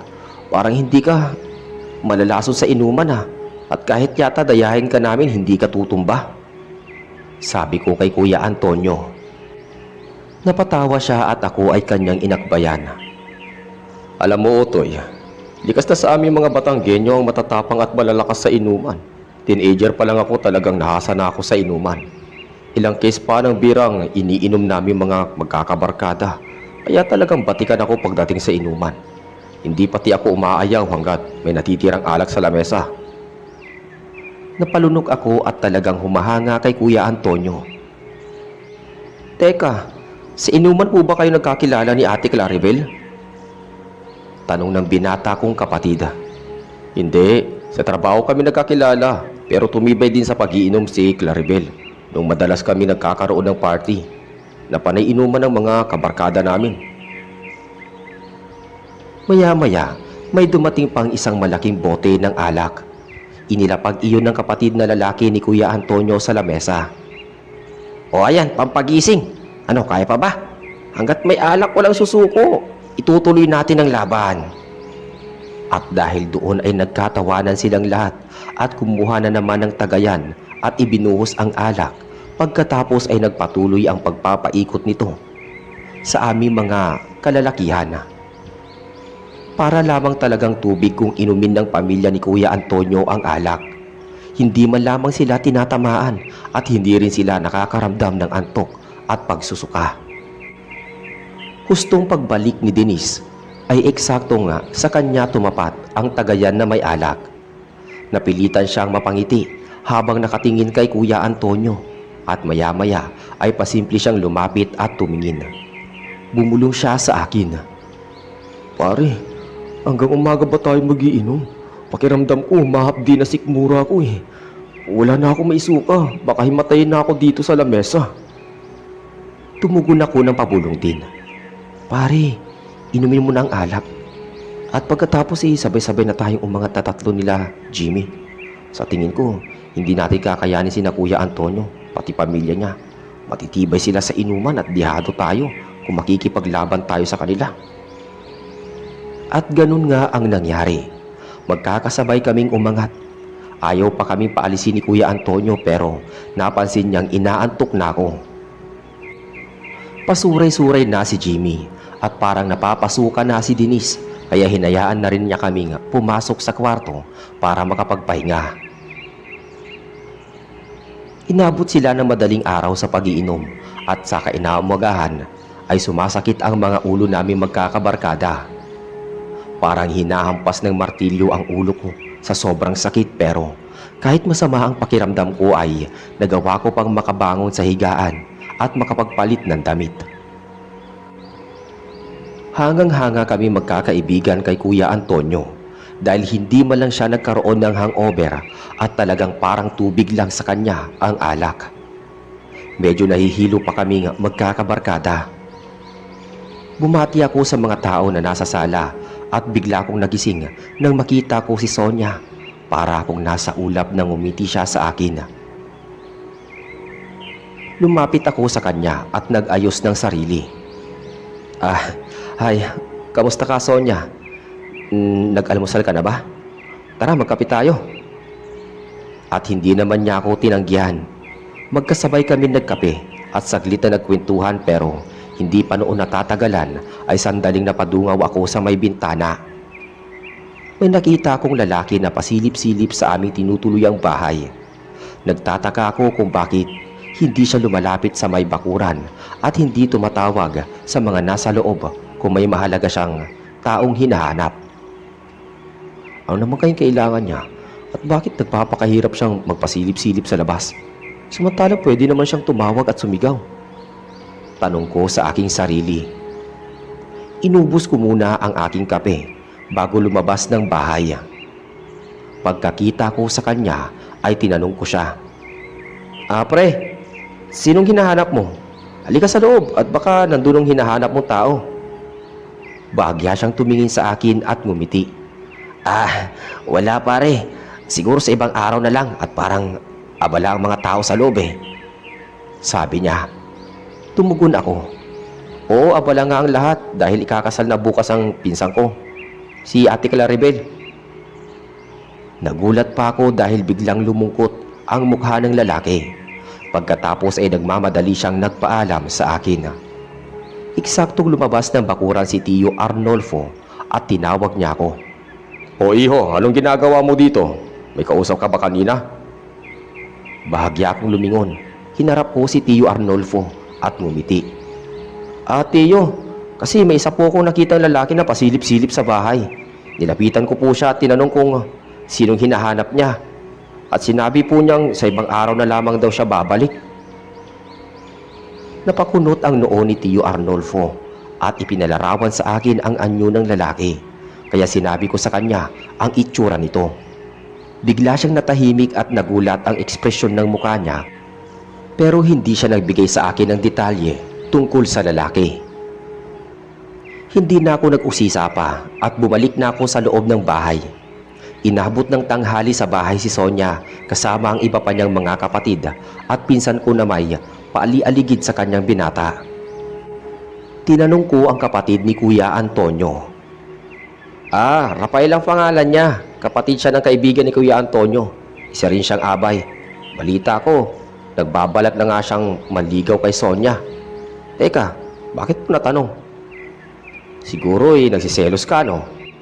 Pero di ba ikakasal na si Kuya Antonio at Ate Claribel? At hindi magtatagal magiging magkamag-anak na rin kayo ni Sonia. Sumagot ako. Oo, pero malayo na kami magkamag-anak. Medyo napepreskuhan lamang ako sa binatang yun. Kala mo naman kung sinong gwapo. Mas gwapo pa naman ako sa kanya. Napatawa ang kapatid ni Kuya Antonio pero kaagad din naman siyang nakabawi. Alam mo, tama yung mga ginagawa mo. Hindi ka natatakot at saka sa pag-ibig naman talaga hindi mo naman mapipili kung sino ang dapat itong itibok. Pero ang mas makakabuti ay itanong mo kay Mama Sherlyn kung papayag siyang maligaw ka kay Ate Sonia. Pero kung ako ang tatanungin mo, botong-boto ako sa iyo Sabi niya. Nag-apiran kaming dalawa at pagkatapos nun ay tumabi ako sa aking dalawang kaibigan at kumain kami ng tanghalian sa pagkainan. Hindi ko maalis ang mga tingin ko kay Sonia habang katabi niya si Rafael. Inis na inis ako pero wala akong magawa dahil katabi rin ni Sonia sa isang sulok ang kanyang ama at ina. Humanap na lamang ako ng pagkakataon na makausap kong muli ng sarilinan si Sonia. Kinahapunan, naghanda ang mga magulang ni Kuya Antonio ng masarap na imbutido na ipinatikim sa amin. Nagkatabi naman kami sa upuan ni Sonia. Napakaswerte ko at umalis si Rafael. Nasolo ko ang ilang minuto ng aking babaeng sinisinta. Nagkabiruan kami. Akala ko ay wala nang makakadlang sa amin subalit napasulyap na naman ako sa may bintana at nakita ko sa di kalayuan ang lalaki na nakaakyat sa may malaking puno ng mangga at nakamasid sa amin sa may bintana. Huminto ako sa pagsubo ng pagkain. Nagtataka ako kung sino at ano ang pakay niya kaya pasimple akong lumabas ng bahay at tumingin ako sa may puno subalit hindi ko na siya natagpuan. Biglang may tumapik sa balikat ko at napalundag ako sa takot. Kinabahan ako dahil doon. Paglingon ko ay nakita ko si Jimmy at nabatukan ko pa siya. Tarantado ka talaga pare. Bakit mo ako ginulat? Magkakasakit ako sa puso niya sa ginagawa mo Bulyaw ko sa kanya. Napakamot sa ulo si Jimmy. Nagtataka kasi ako kanina ka pa may sinisipat sa may puno. Ano ba nakita mo? Siguro nang buboso ka, no? Umalma ako sa sinabi niya. Sira ka talaga. Anong palagay mo sa akin, manyakis? May nakita kasi ako lalaki na nakakyat sa sanga ng puno at may tinitignan siya sa loob ng bahay. Parang may hinahanap na tao. Pinagmasdan ni Jimmy ang puno ng mangga saka siya tumingin sa akin. Wala namang tao sa sanga ng puno Naku, namamalikmata ka lang. Halika na nga at baka mamaya mapaglaruan pa tayo ng laman lupa. Usong-uso pa naman dito ang kwentong kababalaghan. Sumunod na ako sa kanya at nagmamadali kami pumasok sa loob ng bahay. Lumingon pa ako sa puno at talagang wala na nga doon ang lalaki. Baka nga guni-guni ko lang ang lahat ng aking nakita. Kaya kinalimutan ko na lamang ang mga yon. Nagsipag-uwian na din sina Sonia pati ang mga magulang niya. Nagpaalam kami sa isa't isa bago siya lumabas ng bahay. Talagang napakasarap sa pakiramdam na masilayan ko naman ang mga ngiti niya na tumutunaw sa akin. Kinagabihan, naganap ang pasilungan at nagkaroon ng kaunting party sa bulwagan ng bakuran ng bahay. Maraming mga kamag-anak at mga kakilala at kaibigan ang dumalo. Napakaraming tao. Napakasaya nila Ate Claribel at Kuya Antonio nung mga oras na yon. Bukod sa mga palaro sa programa, ay tinatawagan pa ang bawat pamilya, mga kaibigan ng dalawa at isa-isang nagsisiturukan ng mga pera sa damit ng dalawang ikakasala. Nagbigay ako noon ng 100 piso at medyo malaki-laki pa ang halaga noon. Matapos ang paglalagay ng pera ay nagkainuman ang lahat at kumuha na kami ng mga pagkain. Pumila na kami sa mga kaibigan ko at napansin ko na masasarap ang mga putahing nakahain. Nauna sa akin sa pila si Jimmy at Denise dahil gutom na daw sila. Maya-maya ay ako na ang malapit sa mga pagkain. Sumandok na ako ng kanin at inilagay ko sa aking pinggan. Nang makarating ako sa mga tagasilbi ay nilagyan nila ng iba't ibang putahe ang aking plato. Lumakad ako pasulong at umabot ako sa lalaking nasa tapat ng dinuguan. Nilagyan niya ang plato ko at pagkatapos ay nagmamadali akong kumuha ng minatamis at isang basong tubig. Hinanap ko sila Jimmy at Denise. Natagpuan ko sila sa isang sulok katabi ng 3 pang lalaki. Tumabi ako sa kanila dahil may natitira pang 2 upuang bakante. Nagulat pa ako at biglang may lumapit pa sa aking lalaki. Nakangiti siya at naging pamilyar ang kanyang muka at may dala siyang dinuguan at tumabi siya sa amin. Nagsalita ako. "Teka, hindi ba ikaw yung lalaki na pasilip-silip sa labas ng bahay?" Tumalima siya sa akin. Oo, ako nga. At isa ako sa mga kaibigan ng ikakasal. Nagdala nga pala ako ng niluto kong dinuguan. Sige na, tikman nyo at espesyal yan. Pinagmasdan ko ang dinuguan at mukha nga yung katakam-takam dahil sobrang lapot. "Sandali lang pare, bakit ka nga pala nagdala ng pagkain samantalang cater naman ang pagkain dito?" Tanong ni Denise. Bagyang nagulat ang lalaki at nagpakilala. Ako nga pala si Fredo at naisipan kong magluto dahil gusto ko rin na makarating ang ulam na ito kay Claribel at dahil matalik ko siyang kaibigan." Ngumiti kaming lahat. Ganun ba? O sige, titikim lamang kami at yung kalahati ibibigay namin sa kanya. Isa-isa kaming naglagay sa aming mga plato ng kakarampot na ulam nang biglang mapasigaw ang isa sa katabi naming lalaki. Napatingin ako sa plato at nakita ko na nabubulok na karne iyon.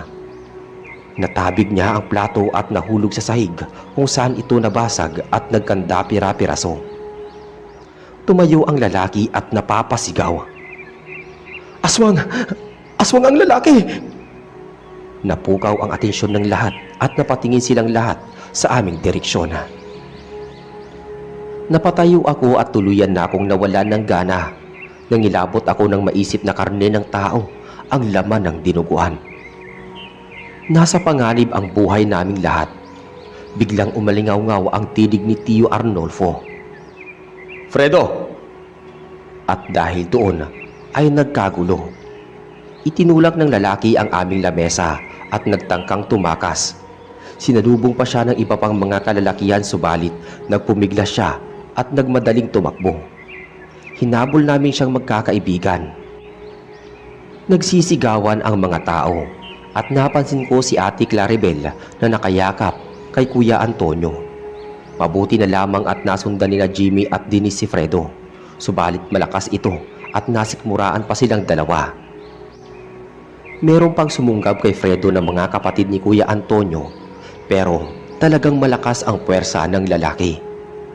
Hindi nagtagal at biglang may lumapit na albularyo sa mga kaibigan ko at siya na mismo ang kusang kumuha kay Fredo at lumabas silang dalawa ng bulwagan. Kahit papaano ay nagkaroon ng katahimikan at napigilang magsipaglayasan ang mga bisita. Tuluyan pa rin ang kasiyahan at programa na idaos naman ng maayos ang pasilungan. Noong matapos ang programa ay nag-usap-usap ang buong pamilya sa naging kaguluhan. Hindi na pwedeng umatras sa kasal ang dalawa dahil napagplanuhan na ang lahat ng mga dapat ayusin.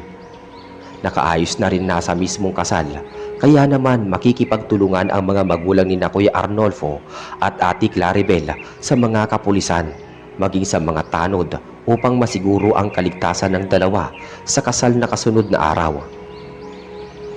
Matapos ang matagal na pag-uusap, ay naghiwa-hiwalay na muna kami at nasipagpahinga sa aming mga silid. Hindi ako makatulog dahil sa mga naganap.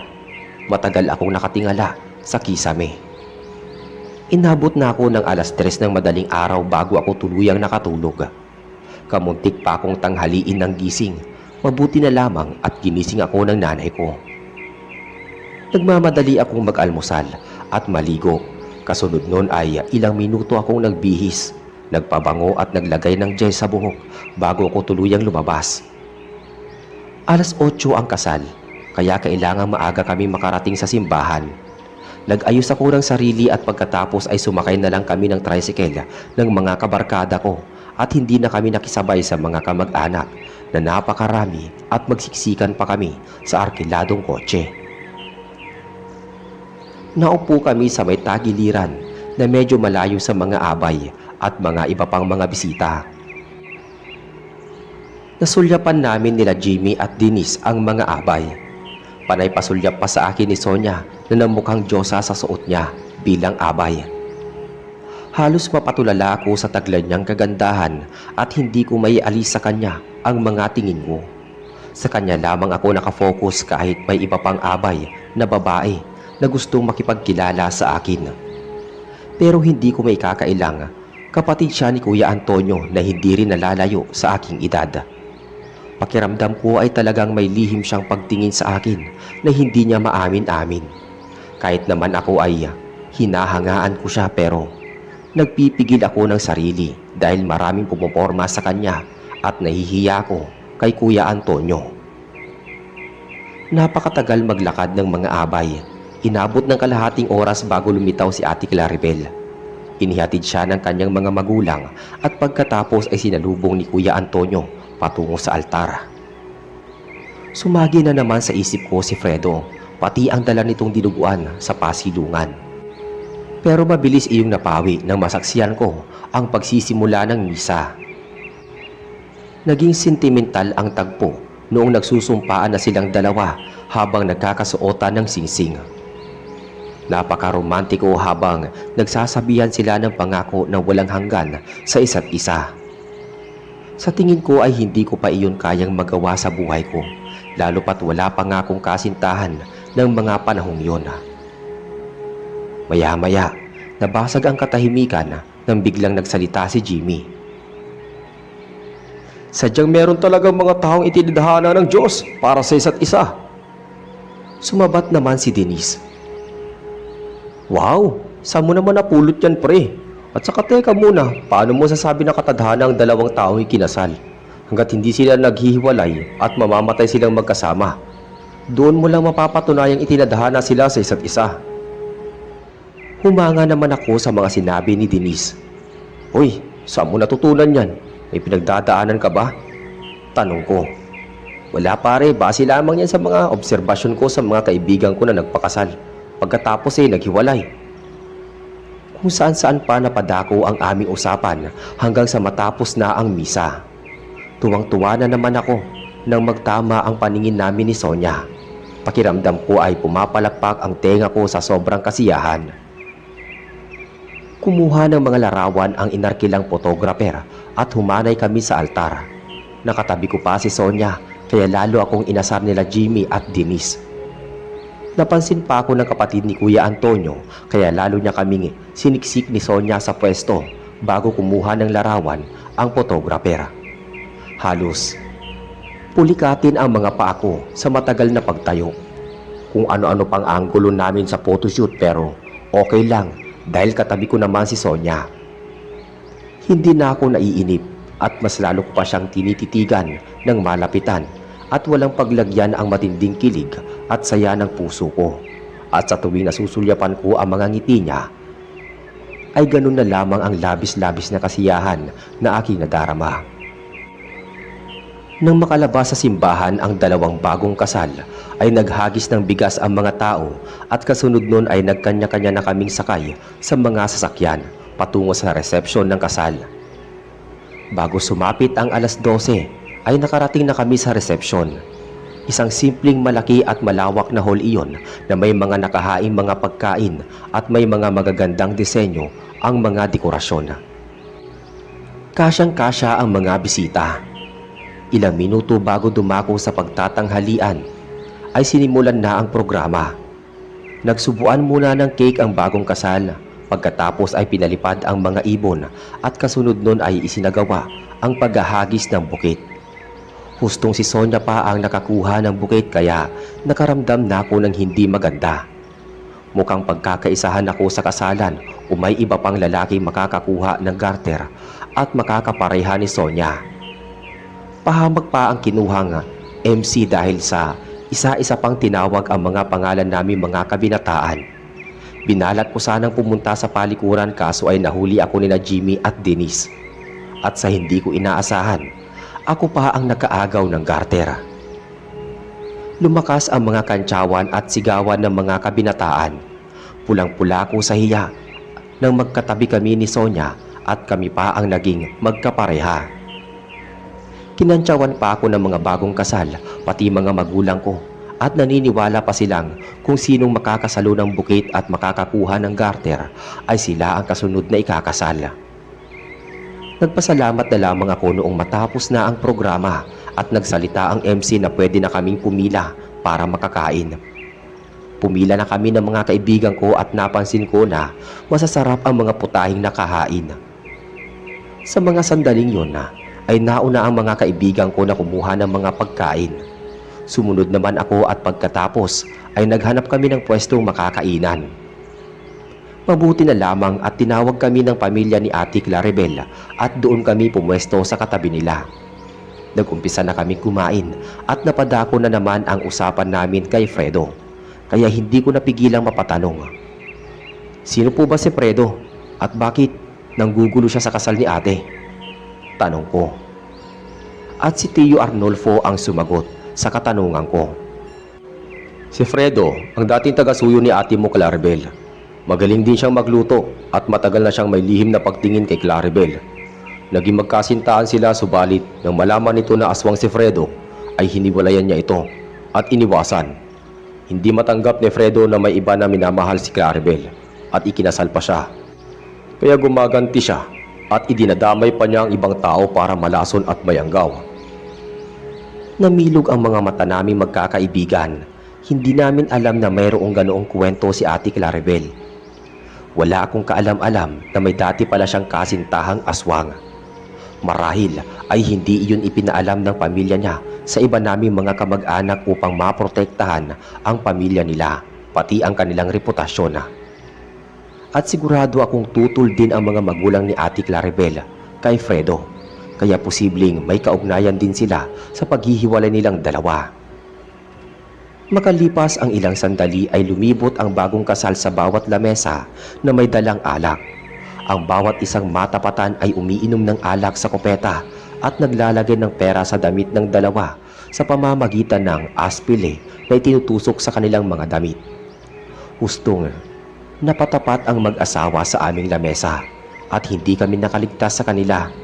Isa-isa kaming nakatikim ng alak at humalakhak pa sa akin si Kuya Antonio. Saka ako tinapik sa balikat. Naglagay ako ng 200 sa damit niya at ganoon din na lamang ang pasasalamat niya sa akin bago pa sila lumipat ng papuntang ibang lamesa. Marami pang mga palabas ang naganap sa kasal. May mga nagpaabot pa ng mensahe at mga regalo. Kaya naman natagalan bago matapos ang programa. Hindi naman kami nainip dahil maraming pagkain at hindi na kami nangamba dahil may inimbitahang mga pulis at tanod sa kasal at kahit saan ako mapasulyap ay hindi ko nararamdaman ang presensya ni Fredo sa buong paligid. Sumapit ang gabi at nagsipag-uwian na kami. Nakasabay ko pa sa paglalakad si Sonia kaya naman pinagsulong muna kami ng mga kaibigan ko. Nagkamustahan kami at pagkatapos ay nagkukwentuhan. Uuwi na din ba kayo ng pamilya mo bukas? Tanong ni Sonia. Hindi ko pa alam eh. Baka sa isang araw pa kami umalis. Bakit mo nga pala natanong? Pasimpleng napangiti si Sonia. Wala naman. Gusto lang sana kita makasama pa at makausap ng matagal. Wala kasi tayong ibang panahon para magkita. At isa pa, napakalayo ng destinasyon ninyo. Sa tingin ko ay matatagalan na naman bago tayo magkita muli. Huminto kami sa paglalakad at maingat kong hinawakan ang mga kamay ni Sonia. Alam mo, pwede pa naman tayo magkita eh. Iyon ba ay kung hahayaan mo akong bumisita sa inyo at umakyat ng ligaw? Sabi ko rito. Tumugon si Sonia. Teka, hindi ba't magiging magkamag-anak na tayo dahil Pinsan mo si Ate Claribel? Oo, pero malayo na nila akong kamag-anak dahil sa nabibilang na ako sa ikatlong henerasyon ng pinsan niya. Hindi na halatang magkamag-anak tayo. Hinampas niya ako sa braso at nagkatawanan kami. Hoy anak, sumakay na kayo ni Sonia sa kotse, kasya pa naman kayong dalawa dito. Kaysa naman sumakay pa kayo ng tricycle pag uwi. Pagyaya ng nanay ko. At dahil doon ay sumakay na kaming dalawa, nagkasya nga kami sa kotse at hindi namin maalis ang pagsulyapan sa isa't isa. Naku naman, lalanggamin tayo niyan dito eh. Tumigil nga kayo sa pagliligaw tingin ninyo. Saad ni Denise na halatang nagpaparinig. Sumigunda pa si Jimmy. Oo nga, hindi magsabi ng nararamdaman, patorpi-torpi pa. Napalingon sa amin ang ina ni Sonia, kaya lalo akong napahiya. Siniko ko ang aking dalawang kaibigan at sinenyasan silang tumahimik. Nakinig naman sila sa akin at nanahimik na lamang sila sa isang tabi. Pag uwi namin sa bahay ay humiwalay na ang pamilya ni Sonia at sa kabilang bahay sila nagpahinga. Inakala ko noon na tatapos na ang kalbaryo, hindi pa pala. Papasok na kami ng mga kaibigan ko sa kwarto nang biglang dumating si Kuya Antonio at nabanggit niya sa tatay at tiyuhin ko na nawawala si Ate Claribel sa loob ng kanilang bagong bahay at kahit saan ay hindi niya ito mahanap. Nagdududa siya na baka dinukot si Ate Claribel ni Fredo at dinala kung saang lugar. Nabahala ang tatay at tiyuhin ko. Kumuha sila ng rifle at itak. Pagkatapos ay nagpasyang pumunta sa bahay ni Capido na siyang tumangay kay Fredo sa resepsyon ng kasal. Nagpumilit kami sumama sa kanila para may kasama sila kung anuman ang mangyari. Pumayag naman ang mga kalalakihan at sumama nga kaming tatlong magkakaibigan. Naiwan sa bahay ang aking dalawang binatang kapatid na sina Ponce at Christopher at sila ang nagbantay sa aming mga ina at tiyahin at iba pang mga kapinsan na babae. Lumabas kami ng bahay at pumunta sa bahay ng albularyo. Pagkadating namin ay sinalubong kami ni Capido. Piniliwanag namin ang nangyari at nagulat siya sa kanyang mga nalaman. At talagang makulit si Fredo. Pinayuhan ko na nga siyang huwag manggugulo sa kasal ni Claribel at hayaan na itong maging masaya sa piling ni Antonio. Ay hindi pa rin siya nakinig. Alam niyo po ba kung saan matatagpuan? Tanong ni Kuya Antonio. Alam ko, sa may burol doon mismo sa tapat ng puno ng Nara. Sa tingin ko ay doon niya dadalhin si Claribel dahil iyon ang lugar ng kanilang tagpuan noong magkasintahan pa sila. Naniwala naman kaming lahat at nagkaisa kaming pupunta sa burol upang magbakasakaling matatagpuan namin si Ate Claribel. At hindi nga nagkamali si Capido. Inabutan namin sa burol si Fredo na buhat-buhat si Ate Claribel habang nakasuot pa ito ng trahe de boda. Umiiyak siya at sumisigaw habang sinasambit ang pangalan ni Kuya Antonio. Ibinaba siya ni Fredo at pinipilit na sumama sa kanya. Sumigaw si Kuya Antonio at lumapit kami sa kanila. Pakiusap Fredo, pakawalan mo na si Claribel. Hindi ka niya mahal. Ako na ang mahal niya. Kaya ako ang pinaksalan niya. Marami ka pang ibang babae na makikilala na magmamahal sa iyo ng tapat. Sabi ni Kuya Antonio. Hindi. Akin lamang si Claribel at ako ang mahal niya. Wala nang iba. Buntal ni Fredo. Lumuluha namang nagsalita si Ate Claribel. Nagmamakaawa ako sa iyo, Fredo. Palayain mo na ako. Hindi mo ako pag-aari at patagal na tayo naghiwalay. Kalimutan mo na ako at ang nakaraan natin. Mabuhay ka na ng tahimik. Gusto kong maging maligaya sa piling ng aking minamahal. Alam ko na nasaktan kita. Patawarin mo ako sa kasalanan ko sa iyo. Pero hindi kita mahal. Kaya wag mo nang ipilit ang sarili mo sa akin. Umiling-iling si Fredo at hindi malaman ang kanyang gagawin. Fredo, kung hindi ka makikinig kay Claribel at ipagpapatuloy ang ginagawa mo, talagang mapipilitan na akong saktan ka upang pahirapan ka at patayin ka. Makinig ka sa kanya dahil alam niya ang mas makakabuti para sa inyong dalawa.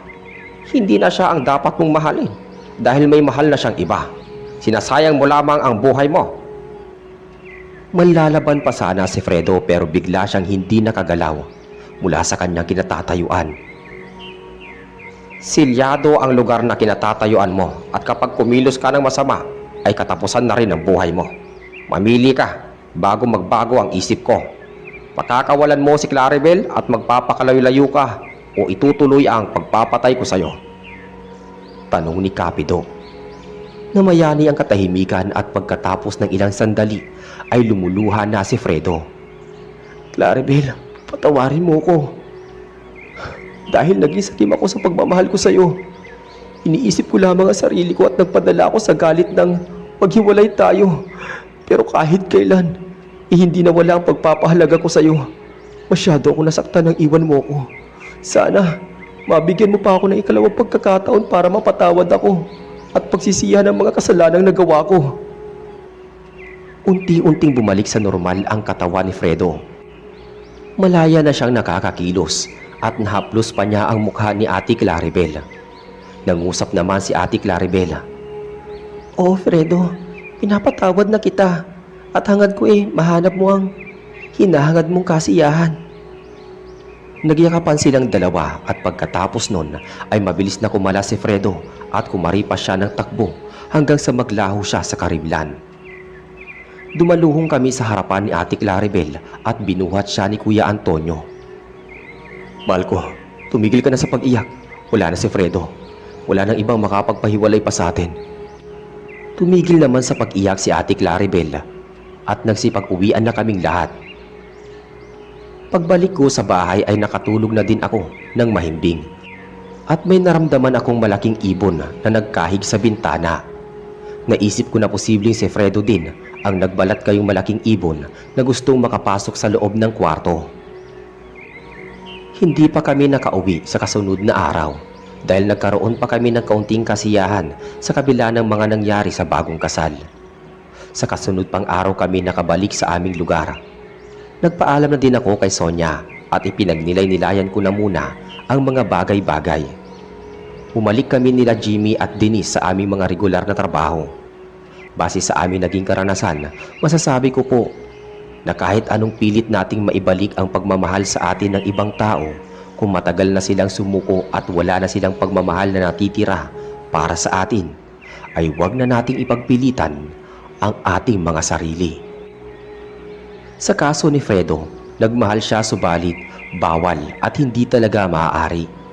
Ginawa niya ang lahat kahit mali at nasaktan pa niya si Ate Claribel.